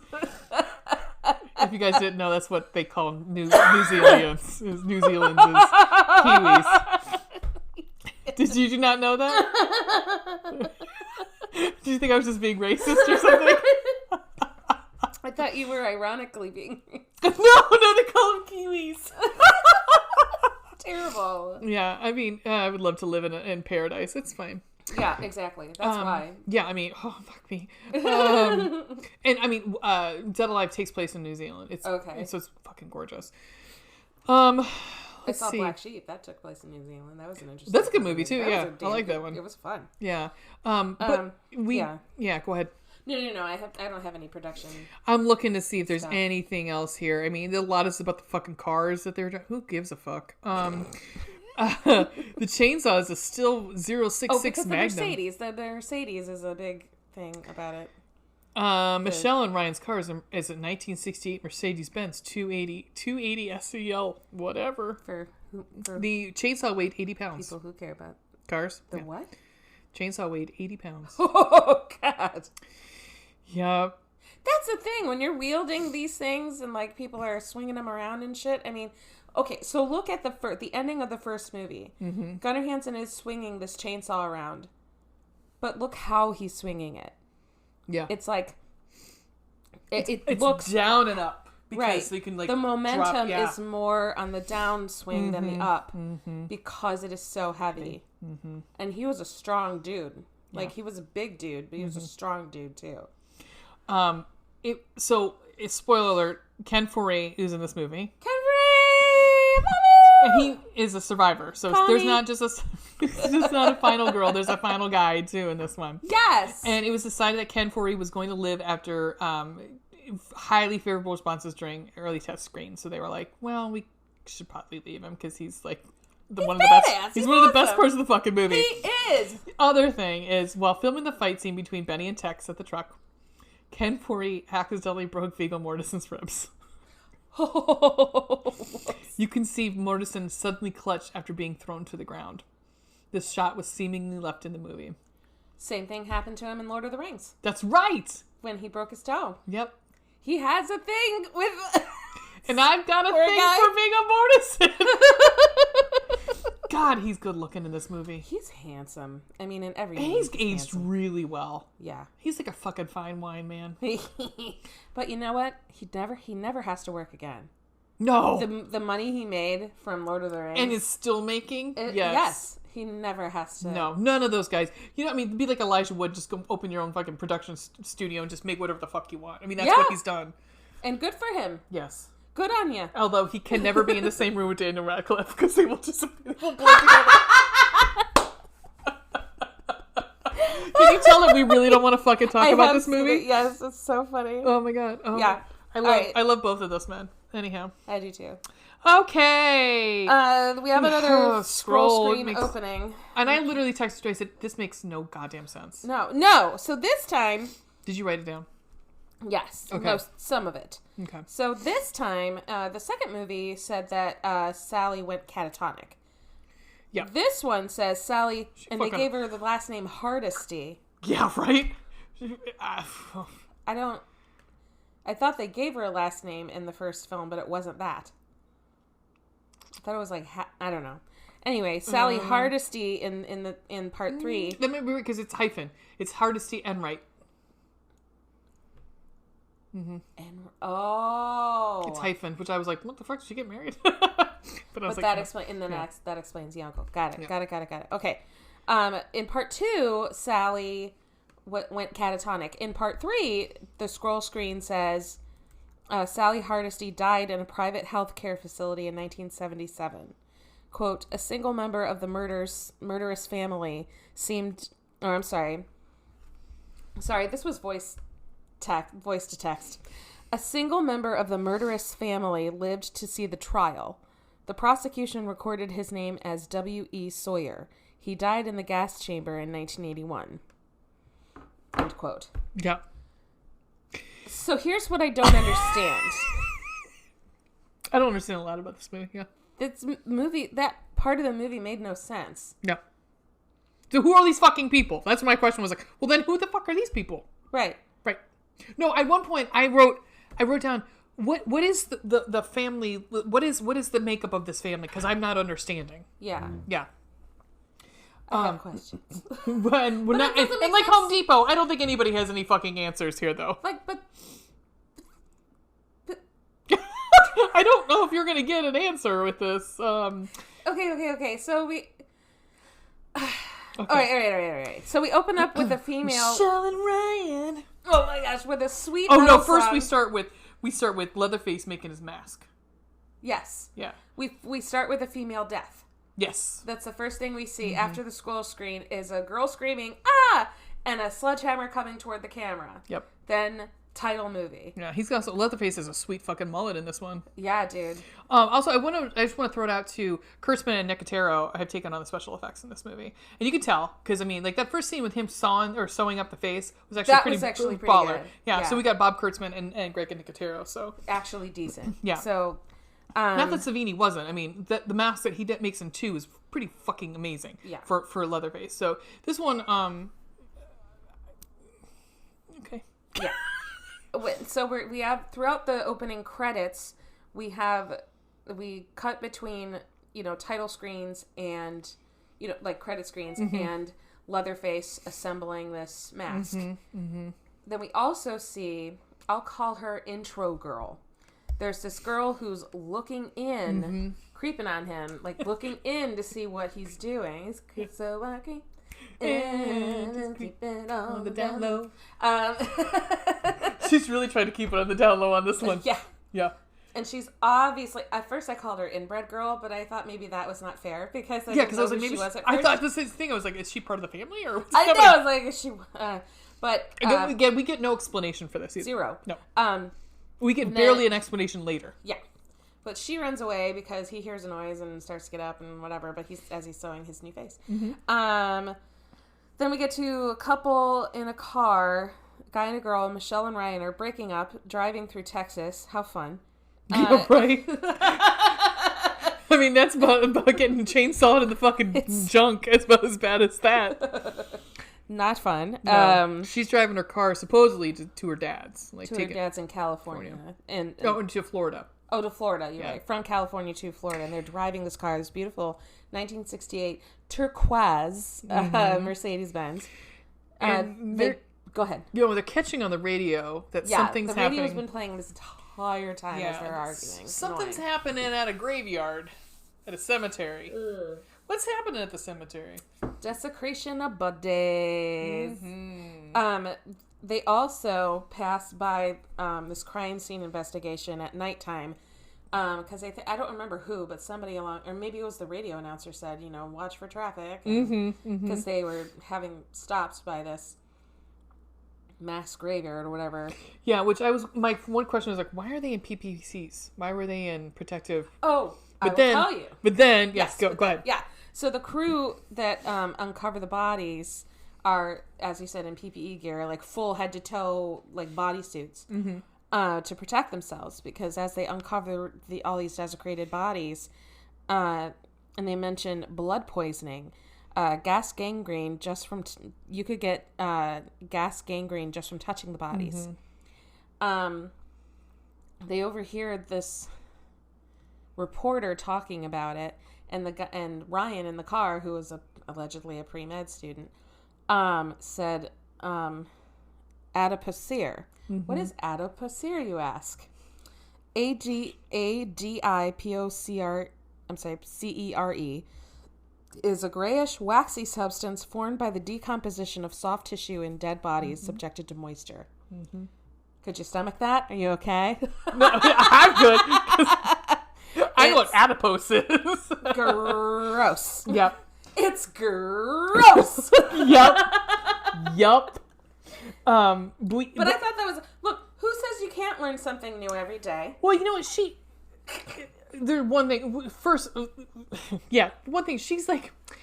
She asks about it. He starts to explain it, and then she gets pissed off about it. I'm like, you asked what it meant, you dickhead. Yeah. Like, but you literally asked for it. The real dickhead, though, is the sheriff that stops them. Yeah, and he comes over and he's like, no. He totally was, because he's like, so what are you doing? And they're like, well, we're driving this car. Well, you can't fly? And I was like, I wrote, it's literally none of your business. Literally none of your business. Well, yeah, but, yeah. And, because he actually says it's none of your business what's going on. I was like, oh, let's talk about somebody's business, You want to talk about some business, right? Because I'm like, okay. Anyhow, just, it made me angry. But then, what happens next? You talking about the next day or when the cop says move along? Well, next day when they're driving, because it goes right into the next scene, which is... The next day, as they're still driving, the couple hits an armadillo. Which is reminiscent of the first movie. Yes. And my first question is, they hit it in the middle of the road. Yeah. How did it end up on the side of the road? It was the wrong side, but... It was the wrong side. I mean, it was the wrong side of the road where it ended up. Yeah. But... yeah. I'm not going to break that down with... attempt to break that down with physics that I don't understand. I don't, but this was... not going to do it, we did not need this fucking scene. Because we didn't need this fucking movie. We didn't need this. But we get this scene, which broke my heart, because the thing's making noise. It's still alive. It's all twitching, and they know... Well, and in fairness, they know they kind of have to put it out of its misery because it's suffering. And it's making little, like, noises. So, Ryan hits it with a rock, which, good on him. I mean, I don't know if I would be with her. I'm like, I don't know if I could do it. Yeah, no, I couldn't. It's so sad. But then they get to the last chance... gas station. Last stop, last chance. Last chance, you're right. Last chance gas station. Last chance gas.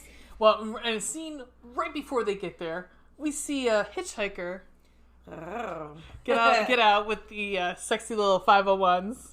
And a little cowboy hat on. And that would be and a hanky. Mr. Viggo Mortensen. Yeah. Yes. Tex. As Ryan rocks a piss, Tex swoops in to help Michelle from the gas station creep. He was hit. He was going hard, and I was like, Michelle, you got some choices here. Leave Ryan the fuck here. The gas station attendant was being obviously grotesque with his compliments. Question mark? Oh no, he was full out he was verbally assaulting her. Yeah, he was verbally, but.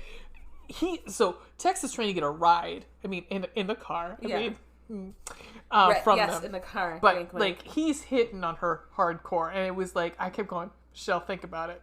Think about it. You got Ryan, who's one of the worst characters in this fucking movie. I wrote down one of his lines. So Tex kind of quote unquote saves Michelle from the gas station attendant, and he tells him to fuck off because he was being gross. Yeah. A lot about banging her all night and blah blah blah. And the guy they were talking, and she's like, "Oh, thanks." And they chit chat a little bit, and he kind of flirts a little bit, and I'm like, he's doing the exact same thing, only charming. I wrote big decision, Tex or Ryan. Yeah. But then again, yes. Yes. I would have chose to. He says... And that's how I'd be dead. Oh, she tells him about the armadillo because he sees blood on the car. Oh, yeah. And she's like, oh, we hit an armadillo. It was not fun. And...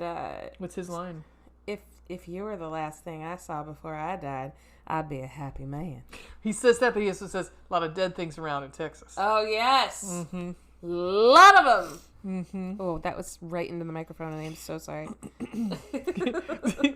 So Ryan comes out and he's all pissed off. And I said, oh, sorry. Yeah, Ryan is a total pissant. Yeah, but I love that. After his, sexy line, I said, that's how you uncomfortably hit on a woman. Thank you very much.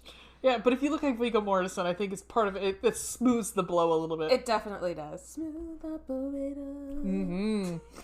Yup. Because we're imagining, this is Viggo, this is young Viggo. This has got to be probably late mid-20s. Mid to late 20s. Yeah. Oof. Anyhow. Gorge. Very gorge. Using that accent he I believe is natural for him. I think so. I don't know where he's from. But, yeah. I was about it. Yep. So Ryan comes out of the bathroom and... Oh, he's from New York. Okay. Who knew? He's a good actor. Yeah. Yes. That he is. Mm-hmm. Thank you, Viggo Mortensen. Yeah. Tex asks to hitch a ride with Michelle and Ryan. Ryan is obviously not cool with this. Would you? No. If you were Ryan no. and Viggo Mortensen asked for a ride, would you be cool with that? No. And you were breaking up with your girlfriend on this trip? No way. Right. No, totally get it. So then Michelle's like, I gotta go potty. You know what? Y'all talk this out. I'm gonna go to the bathroom. I'm gonna rock a piss. And so she goes to the bathroom, and Alfredo starts peeping. Is that the gas station attendant's name? That's his name? Is Alfredo? Mm-hmm. Ugh. How cheesy can you get? He's watching Michelle, and Tex... You're just gonna gloss over that? Yes. I was playing on my phone. I made a dad joke and you missed it. Go for it. I said, I don't remember what I said. You'll hear it in the editing. Fuck you. Oh, no, I remember I said Alfredo. How cheesy can you be? Jesus Christ. I love you. I've been dating a dad for too long, you guys. Oh my God, because I was like, oh my God. Oh my God. What a cheesy name, you guys. I love you. That's a good thing, too, because... Yep. Now my New York's Eve doesn't seem so bad. Now it doesn't. No, indeed not. So Tex swoops in once again to save Michelle from Alfredo peeping Tom. Yeah, and Alfredo gets pissed. Oh, yeah. Well, at the same time, while Michelle was in the bathroom, Tex is trying to convince them to Ryan to go down this this separate other road. Yeah, off of the highway. Playing like a good guy, earning their trust. Yep. And so when she comes out, I was fooled. When she comes out and it's and he starts screaming. Oh, I know. He starts, hey, blah, blah, blah. And Alfredo goes in to get a sawed-off shotgun and comes out and he starts pointing it wildly at everybody. And Tex was like, "Get in the car and go. Get out." Yeah. And I was like, "Oh, is he gonna go with them? He should probably get in the back seat." I know, right? But he doesn't. And then we get the line about a honey trap. Trap is sprung. And you're like, oh, fuck. You realize that they're all in on it. Yeah. So it's not just Tex, it's Alfredo, and all of them are in on this. So... Not cool. Michelle and Ryan are busting ass out of this way that they go the way that Viggo told them to go. Tex told them to go. Yeah. Somehow the truck catches up. Yep. What the fuck? And this is actually a good... I like this because it was they're driving along with the lights off. Yeah. And so at night. Yeah, they're creeping up behind them. Shit. Yeah. You can hear it, but you then can't see what's that fucking sound? Yep. But they can't see this truck riding up behind them. And they wait, and he waits until they're close and then slams those lights on. And right behind them. They're like, what the fuck? And they have those, not just their headlights, but those headlights on the top. Yeah. What do you call that? The spotlights on the top. Yeah, yeah. Mm-hmm, mm-hmm. And the truck rides up beside the car and throws a dead coyote on their windshield. Yep. Jesus. Yep. So they, I don't know how it's a long point. They got a flat tire. Yeah. Get a flat tire. So they had to get off the side of the road to fix eventually flat tire. I just wrote Ryan as a puss. I don't know why. I'm sure there's a reason that Ryan's a puss. He just is. So they're fixing the tire and then they can hear someone approaching. And the person is walking with a leg brace. Yes, but it's making they hear the brace, that little squeaky sound. Yep. And then out of nowhere. This. Boom. Yep. Leatherface. I love this. They definitely, the first time in each movie, the first big entrance of Leatherface is exactly the same. Mm-hmm. It's a quick, sudden change of camera. First you're doing something and then boom, he's there. Yep. It's good. So cool. I like that consistency. Yeah, they did epitomize what that should be. That should be it's not a jump scare necessarily, but it's hey, this is my movie. Yeah. I'm here. But then Michelle, so they get back in the car and Michelle, of course, it's every movie trope. She can't get the car to start, whatever. In fairness, stuck. It was an older car, and it's also stick shift. So she when she got the car started, she was having trouble with the gears, and it was sort of annoying. So then Michelle fucking runs over Leatherface, though. Oh yeah, she does. That was so good. But what does he do? Oh, he tears the trunk lid off of their car. Yep. So, we're talking monster strength, man. Yeah, he had cut it up though. Because he was cutting into the car. Well, he pulls it off. He pulls the whole thing off, one piece. Does he? He does. Because I was like, what kind of mutant strength does this guy have? All of these killers have crazy mutant strength that I don't understand. Enter. Okay. Well, first this is the part. Go ahead. This is the part where I had no fucking clue what happened. So they're driving along on the road still, and we see Ken Foree. He comes in. Yeah, he's driving along. Supposedly on another way, we don't know because it just cuts to him in a Jeep. And all of a sudden, Tex shows up in the front of, it looks like Michelle and Ryan's car. Yeah. So they swerve. In the middle of the road, right. I had no fucking clue why Ken Foree drove off the road. Because there was nothing like they weren't coming to. You couldn't see them coming to each. Because they were veering. Okay, so they like as they're. So I they're watched on the it right. 3 times. Oh really? Mm-hmm. And it made no sense. Well, what are you gonna do? Mm-hmm. It was like they forgot a scene. Something was cut out. Something, yeah. A perspective was cut out from something. Time, maybe. Yeah, it didn't make sense. It was like they go off the side of the cliff, and he's coming in the other direction. You don't know that. Yeah. Because he goes off, his Jeep rolls over on the other side of the road. But that's not evident. Yeah. When you watch it. You just see her. I mean, it is a Toonses over the fucking side of the fucking hill. Damn, every time I forget about Toonses. I bring it and up. You bring it up. Toonses the diving cat. So, I literally, what happened? Why did they both crash? It didn't make any sense. But anyhow, that was what I wanted to say. Sorry. No, you're fine. Yeah. So they all drive off the road. They're all wrecked. Ken Foree is like on the quote unquote on the weekends. It's like a survivalist. Yeah, I wrote that. He camps out with his buddies. He's a doomsday prepper. Yeah. Mm-hmm. But he like camps out with his buddies, and they kind of make a weekend of it, and they have fun and whatever. Yeah. Live off the land, as you were. And again, it's Ken Foree at his fucking gorgeous. Yep. Oh my goodness, yes. He so Ryan is trying to tell him that like this guy with the chainsaw is after them. Mm-hmm. And Ken Foree's character is Benny, and he says, "Militant lumberjacks, I see them all the time." Yeah, pretty much like whatever, white guy. Yeah, okay, whatevs. So he's trying to provide first aid. I said, I want Ken Foree around whenever I'm in a crisis. He's so calming. He's very calming, and he starts giving him pills. It's like, why are you guys taking these pills? You don't know this person. I know. They didn't ask beforehand. He's just like, here, take this. And come to find out, can. Yeah, painkillers. I thought he was giving him like fucking ibuprofen. That's what I thought too. It was like, oh no, Tylenol. Yeah, they're giving him like hardcore, like put you out sort of painkillers. What kind of survivalist weekend is this? Yeah, I guess like fun one that I want to be on. So Benny's like, well, I'm gonna go back to my Jeep, and as he's, I've got some stuff I want to get, and then we'll get moving. So as he's going back up to his Jeep, there's flares all over the fucking place. He's like, this was wild. What the fuck? And then all of a sudden, there's the truck with the spotlights. Yes, the same truck, and a different driver, a very different driver. The Tinker. We don't have a name on him. No. We just call him the Tinker. Benny doesn't know this, but he stops with some road flares. Benny sees the chainsaw in the back of the truck. Yeah, that's when he's like, oh, he's fuck, like, they're right. Fuck. And runs back to his Jeep for his gun. Mm-hmm. The truck rams the Jeep. It says keep, but again, voice to text.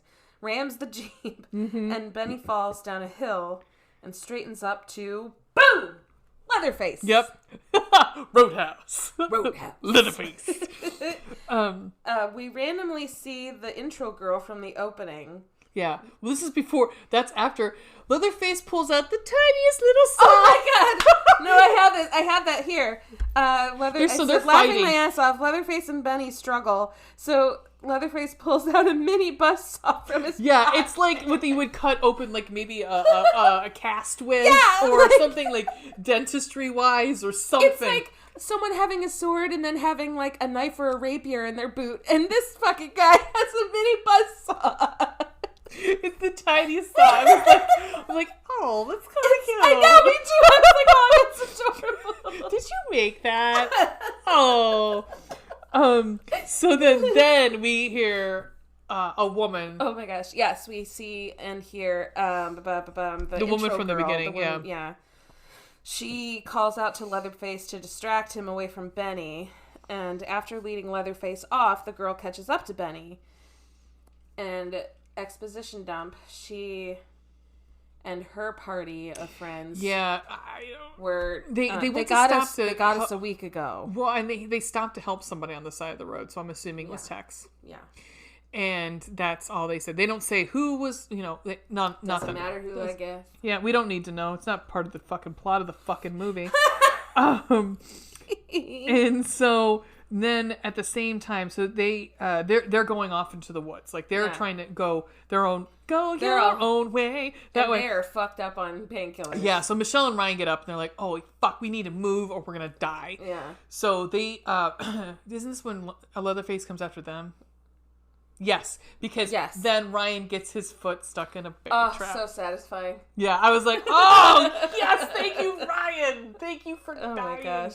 Well, and he doesn't die, but still, he gets anyway. his leg caught in a bear trap. I have a question about that other thing later, about when he actually does die. Yeah, and he pretty much tells Michelle, "Go, just run." And so I give the actress credit for this. I agree. She runs away and then comes back and looks and does this thing where you could just actually see on her face, like she wanted to move forward, like she wanted to help him, but something was freezing her body. Yeah, and like you could see the struggle with her. I was like, that's actually those are some good choices. Those were good choices. Like she was struggling. Yeah, because then up till then there was a lot of some of it's the dialogue. The dialogue's real bad.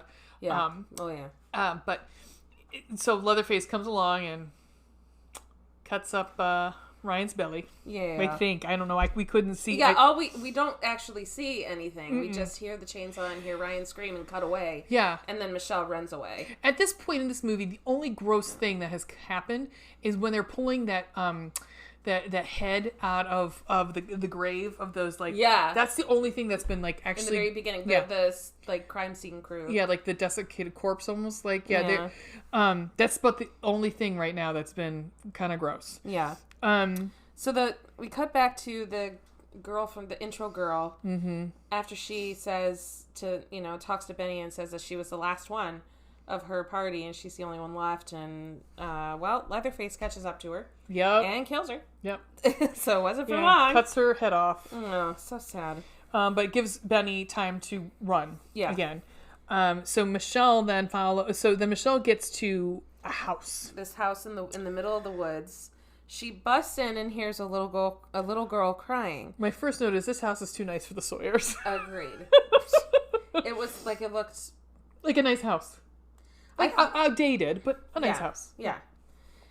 She hears a little girl crying. The little girl fucking shanks her. Well, first she takes her into a room of bones. Yeah. She takes her upstairs to a room of bones. Surrounded by bones. Yeah, she opens the door and there's fucking bones everywhere. Guess where I'm not going? I'm not going anywhere close to that child. Passing that threshold. Nope, I'm going to be like, peace out. I'm out. Yeah. I'm out. I'm okay. Bye-bye. I've had an afternoon. Not today, Satan. I am out. Right? Yep.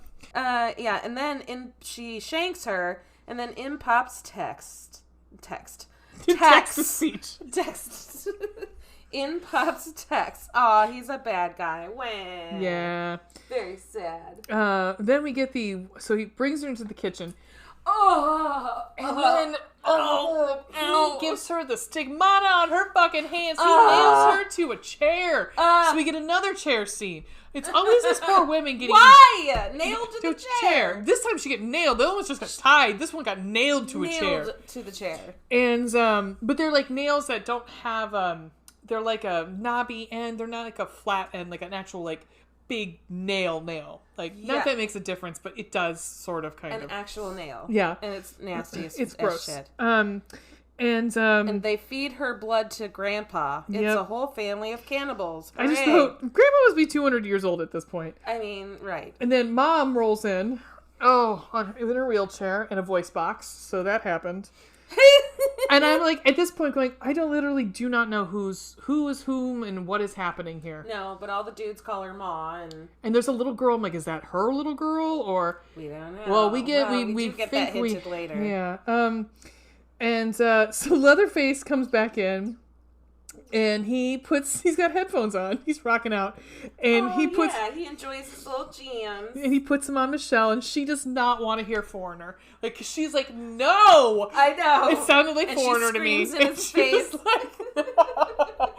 I mean, I don't know. 1990. I don't know what it would have been at that point, but I don't know. Possibly Foreigner. Possibly. Yeah. Back at. Yeah. Okay.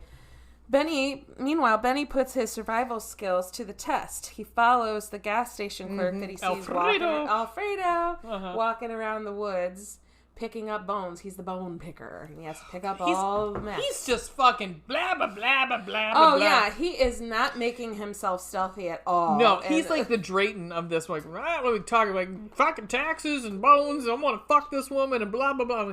Jesus so Christ. Gross. And then he goes over to the swamp. Because I didn't know Texas had that many swamps. I mean... depending on the area. Well, it's actually close to... to the Gulf. Yeah, they're close to Oklahoma, so possibly. Yeah. But anyhow, so he's like throwing out body parts. And you see him throw in the girl. Yeah. Yeah, the girl from the intro. You see him throw her head in. So gross. Benny's just watching. But then he goes over and he fucking nails him right in the fucking face, too. Oh, yeah. Yeah. So... Benny comes up with his gun, and I quoted, this is great. I sent this to Ray when I watched it. Yes, you did. I laughed. Ken points his shotgun at Alfredo, and he says, "This makes a very loud bang and an awfully big hole." And I was like, no. I'm sure it does, Ken. I'm sure it does. Yeah, do. Get it? He disposes of Alfredo and makes his way to the cabin. We think, well, yes, we sort of kind of disposes of Alfredo. Jesus Christ. We think. Oh my God. This movie, it's like... I know, it just keeps on fucking going. So then we get... We're so close to the end, though. We're almost there. We're home free. So we get... So in this farmhouse, we've got the Tinker, we've got Mom, we've got Little Girl, we've got Junior, we've got... Tex, Michelle, and Grandpa. Yeah. So I don't know if Tinker is the dad or if Tinker's a brother. I think he's a brother. Yeah, because him and Tex call each other bro. I don't know. You like whatever. I didn't pay that much attention. But at one point, did we talk about Junior's new toy? That's what I was getting to. Yeah. So he's like, I got a present for you. He kept saying, I got a present for him. So it's this giant fucking engraved chainsaw. And this is where I said, whatever movie. What the fuck ever movie. At this point. And what does the chainsaw say? Saw his family or something? Yes, it is. The saw is family. Yay. And then Mom says, what are we going to do with the whore? She kept calling her the whore. Awesome. And... So great. Oh, God. And someone suggests that maybe Leatherface impregnate her because he makes really good babies. Yes. And then he hugs the little girl and, like, gives her a little kiss on the forehead like a good dad. Yeah, but then he's told to go do his lessons. Which, I cannot... It's awesome tell and say. I used to have that same fucking one. Me too! I had this shit and it was so fucking Of course, funny. I was not a fucking murderer, but I had that same one. And he could not... Like, did nobody explain to the poor guy that you have to keep entering different options? Yeah, also... He kept putting in the same answer. It was five letters he kept putting food in. Maybe 4, foods? Yes. Foods? Try foods. Food he. Okay. So there's this, like, computerized, like, a tell and say.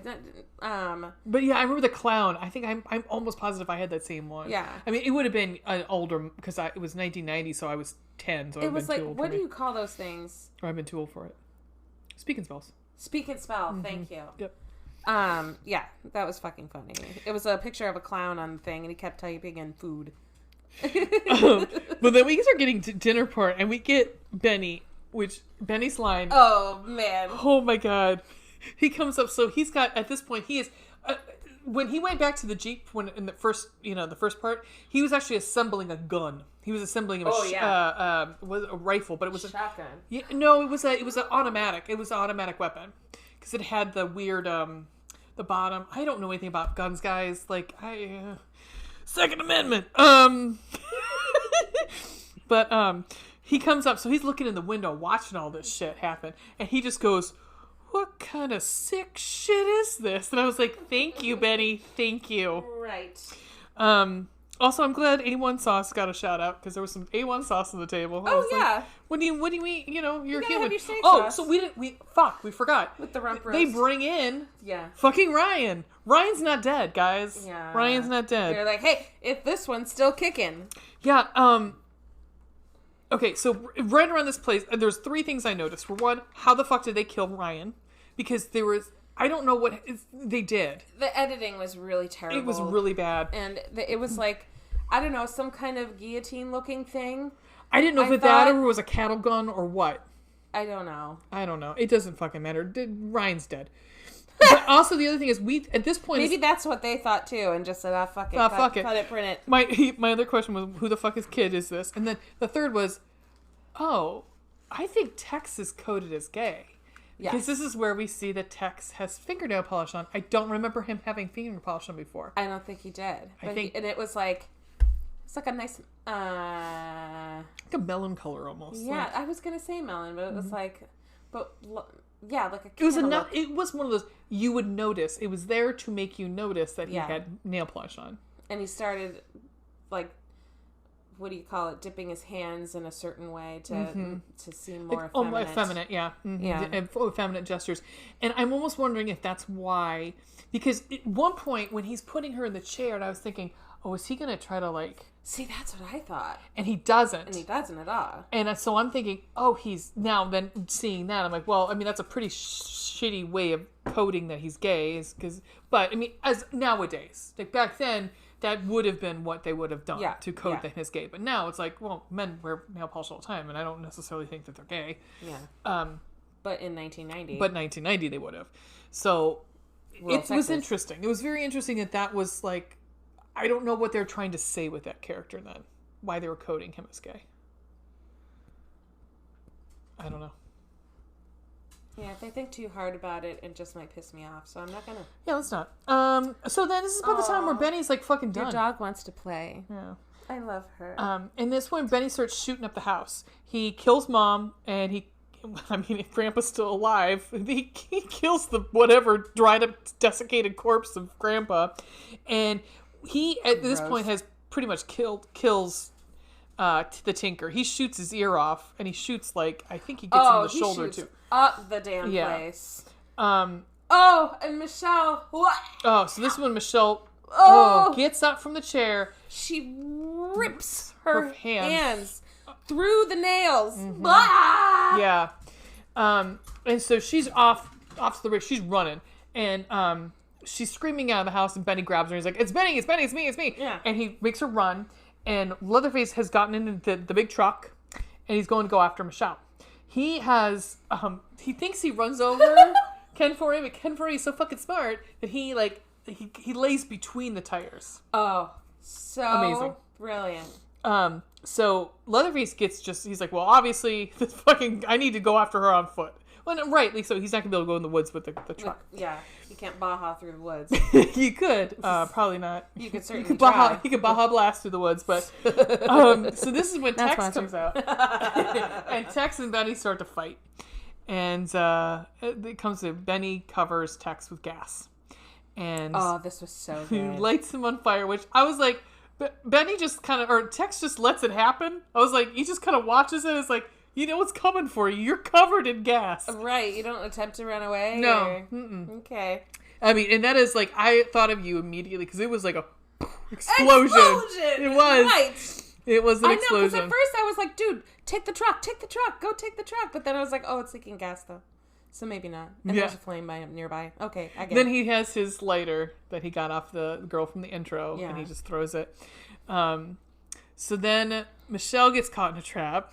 As she's running through the woods, but this is one that's it's tied to it wasn't a bear trap. It was it's tied to a sandbag. Yeah, and it's supposed to lift. Yeah, like a lever. Mm-hmm. Yeah, and but she almost gets out of it. But somehow she gets dragged into the swamp and stuff. Yeah. Leatherface chases after Michelle while Benny he finds Michelle and fights Leatherface with a loose chainsaw. The chainsaw's just going. It's going around in the water. The water. At this point, it would have not worked anymore. Yeah. I'm pretty sure that a chainsaw would get easily waterlogged and no longer work. Exactly. Thank you very much. Well, I mean, this one was engraved though, Wayne. Hidden magic power. Whatever movie. Whatever movie. Magic. Whatever movie. Oh no, Benny dies. Wham. Yeah, I was all bummed out about that. I mean, it looks, the way, and the cuts are so bad that you couldn't tell where he got cut. I thought it was his shoulder up by his head. I thought he cut his head off. I thought he cut his head. Like the top of his head. Yep. But yeah, again, that shitty editing. Then Michelle fights Leatherface off and lives another day. Beats him to death with a rock. A large rock. Poor little guy. And beats him with a rock. Yeah. Leaves him in the swamp, and she hitchhikes, and oh shit, Benny's alive. Yeah, what? Yeah. He drives up in this last chance gas station truck. Yeah, and she looks up, she's like, motherfucker. I know. She's like, no, but then she sees it's Benny, and she's like, holy shit, you're alive. Oh shit, let's fucking go. And I love this moment too, because like you said, having like two of these people survive. Mm-hmm. You know, having the final girl and having a final guy, survivalist guy, and a black man at that. Yeah. And he like takes her face and he's like, we did it. We survived. Mm-hmm. Or she was like, you survived. And he's like, no, we did. Yeah. We did it. And it was like, it was such a nice moment. And he puts her in the car. He puts her in the car. Yeah.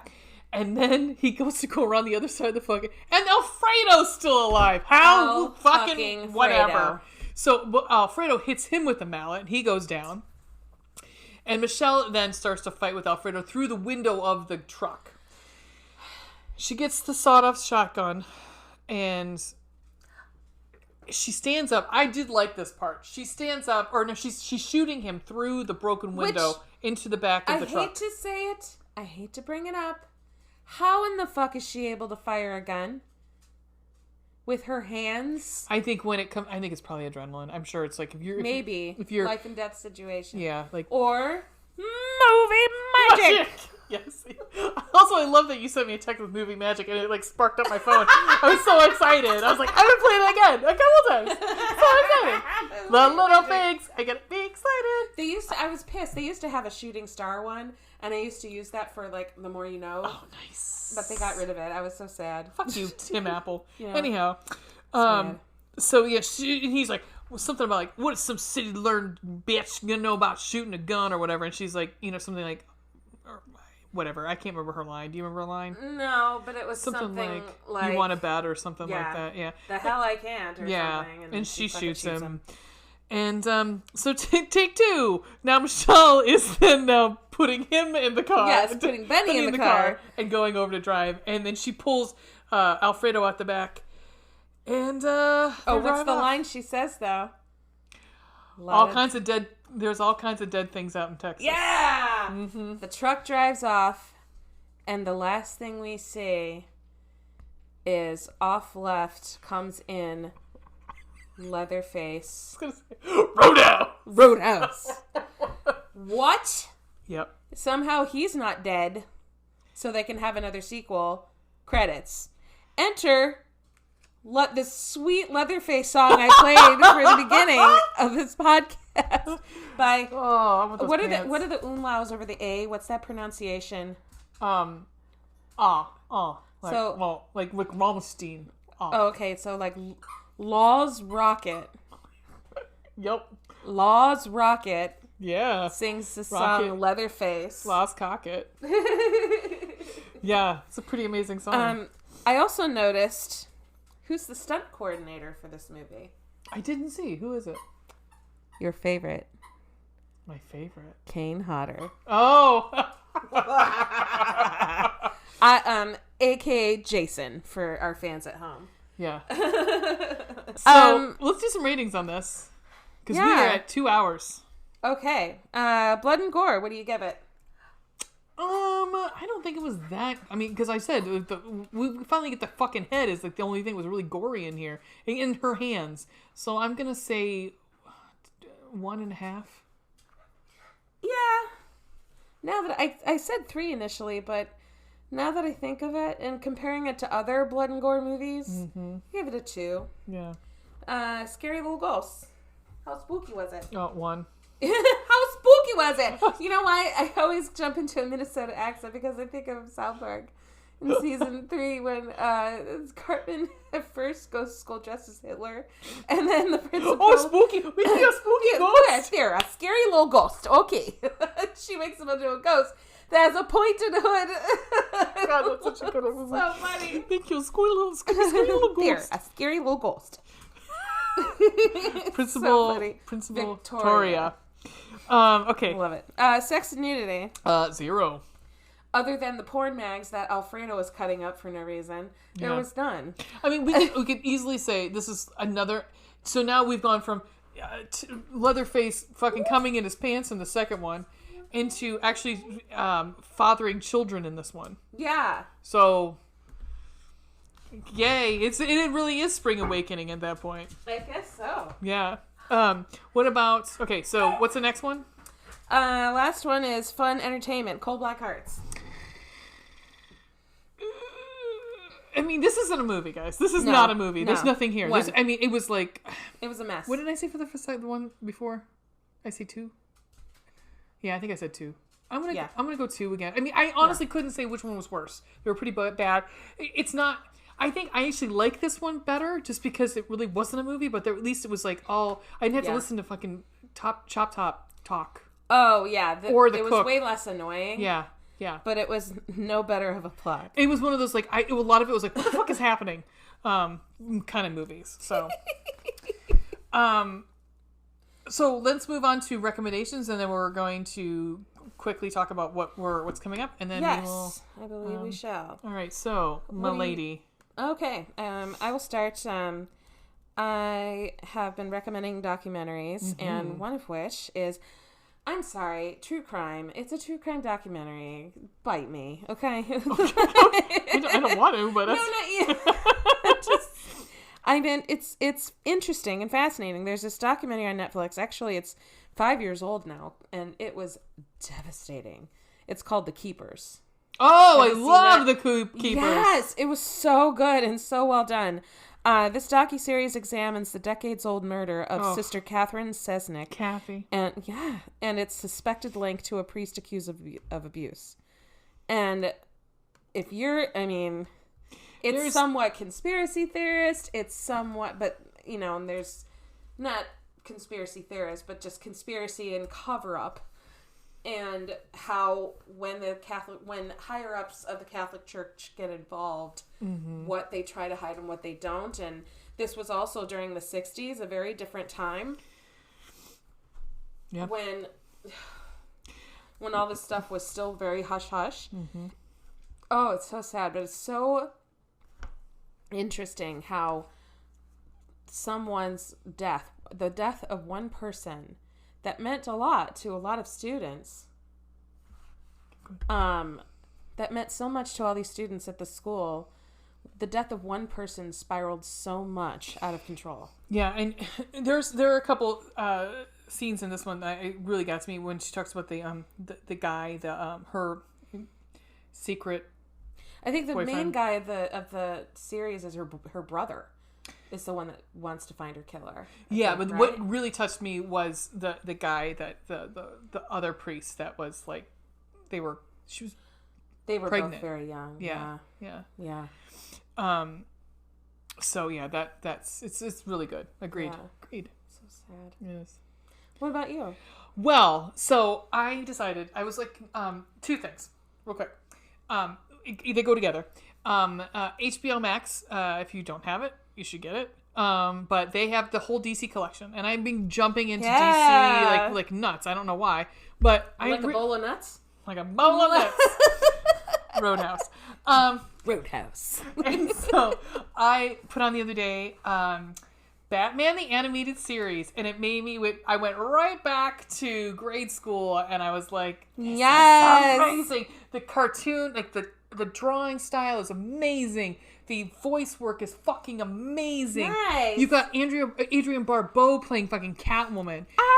And I'm trying to think, I think it's Bruce Greenwood who does the voice of Batman. But this is Mark Hamill's fucking Joker's coming in. Oh, yes. I mean, it is gorgeous. And so all episodes of Batman Animated Series are there. So I'm going to recommend that. But I'm also going to recommend, a comic book that came out, started in 2002. I think it's called Black Label, DC's Black Label, but it is called Batman Catwoman. And it is pretty much their life because... Interesting. It is... and they posit in this, and I'd like to really know... I haven't gotten too much into... I really liked Batman when I was growing up because, of course, 89 and Batman Returns. But I kind of like... I lost with DC and I became a Marvel girl, and I still am a big Marvel girl. But so I don't know if this is true or not, but from a lot of storylines for Batman and Catwoman is Batman, from what I know, is Batman's... And that's why he's showing up... is Batman fought crime until he died. Literally, he fought because until he literally could not physically fight anymore. That's why he's actually showing up in the new Flash movie. Michael Keaton as Batman is showing up in the next movie. And so this comic series talks about how in Catwoman in this in different storylines they get married. Yeah. And there's a couple storylines where they get engaged, they don't get married. But then this one, they do get married. Oh. They do in other different storylines is they do have a child together too. And so this is a wonderful series where it's it'll flash back. So it'll be Batman's already dead, but then it will be flashing back to Catwoman and the Joker when they were older, and then when they were younger. And so it's running. I think it's a limited series. I think there's only right now maybe nine issues, but it's great. So awesome! That sounds fantastic. So coming up, we've got Texas Chainsaw Massacre pretty much the rest of the month. So yeah. So we'll be a couple months, and we will. God, what's next? What is the next fucking... Was it the New Beginnings? 4, right? With Matthew McConaughey and Renee Zellweger, I think. The new batch. the new Snatch. Yeah. Gremlins, the new batch. Something like that. Yeah, and... Yes, basically for our foreseeable future. Yeah. From now through the end of May, it looks like, even. Yeah. So, until June, we will be doing Texas Chainsaw Massacre. Huzzah! Yeah, right. So our Twitter, if you'd like to get a hold of us, is at boobs blood. Boobs and blood. Our Instagram is booze, boobs and blood podcast. And I had to fix our TikTok for some reason. Our TikTok's not working any longer. Did you? Yeah, I had to give us a new. Our Facebook is the Facebook. And our TikTok, give me 1 second. I'm going to open it up. It's going to play something. So I'm going to turn this down because it's fucking TikTok and it sucks. Is at Booze Boobs Blood Pod. Sweet. All right. Sorry, I was trying to find it. These wonderful people have a good night. So yeah. So this is the Booze, Boobs, and Blood podcast. I'm Wayne. And I am Ray. Thanks for hanging out with us, guys. Yeah. Have a good night. Motorboat. What was that we used last time? Motorboating your way to your heart since 2021.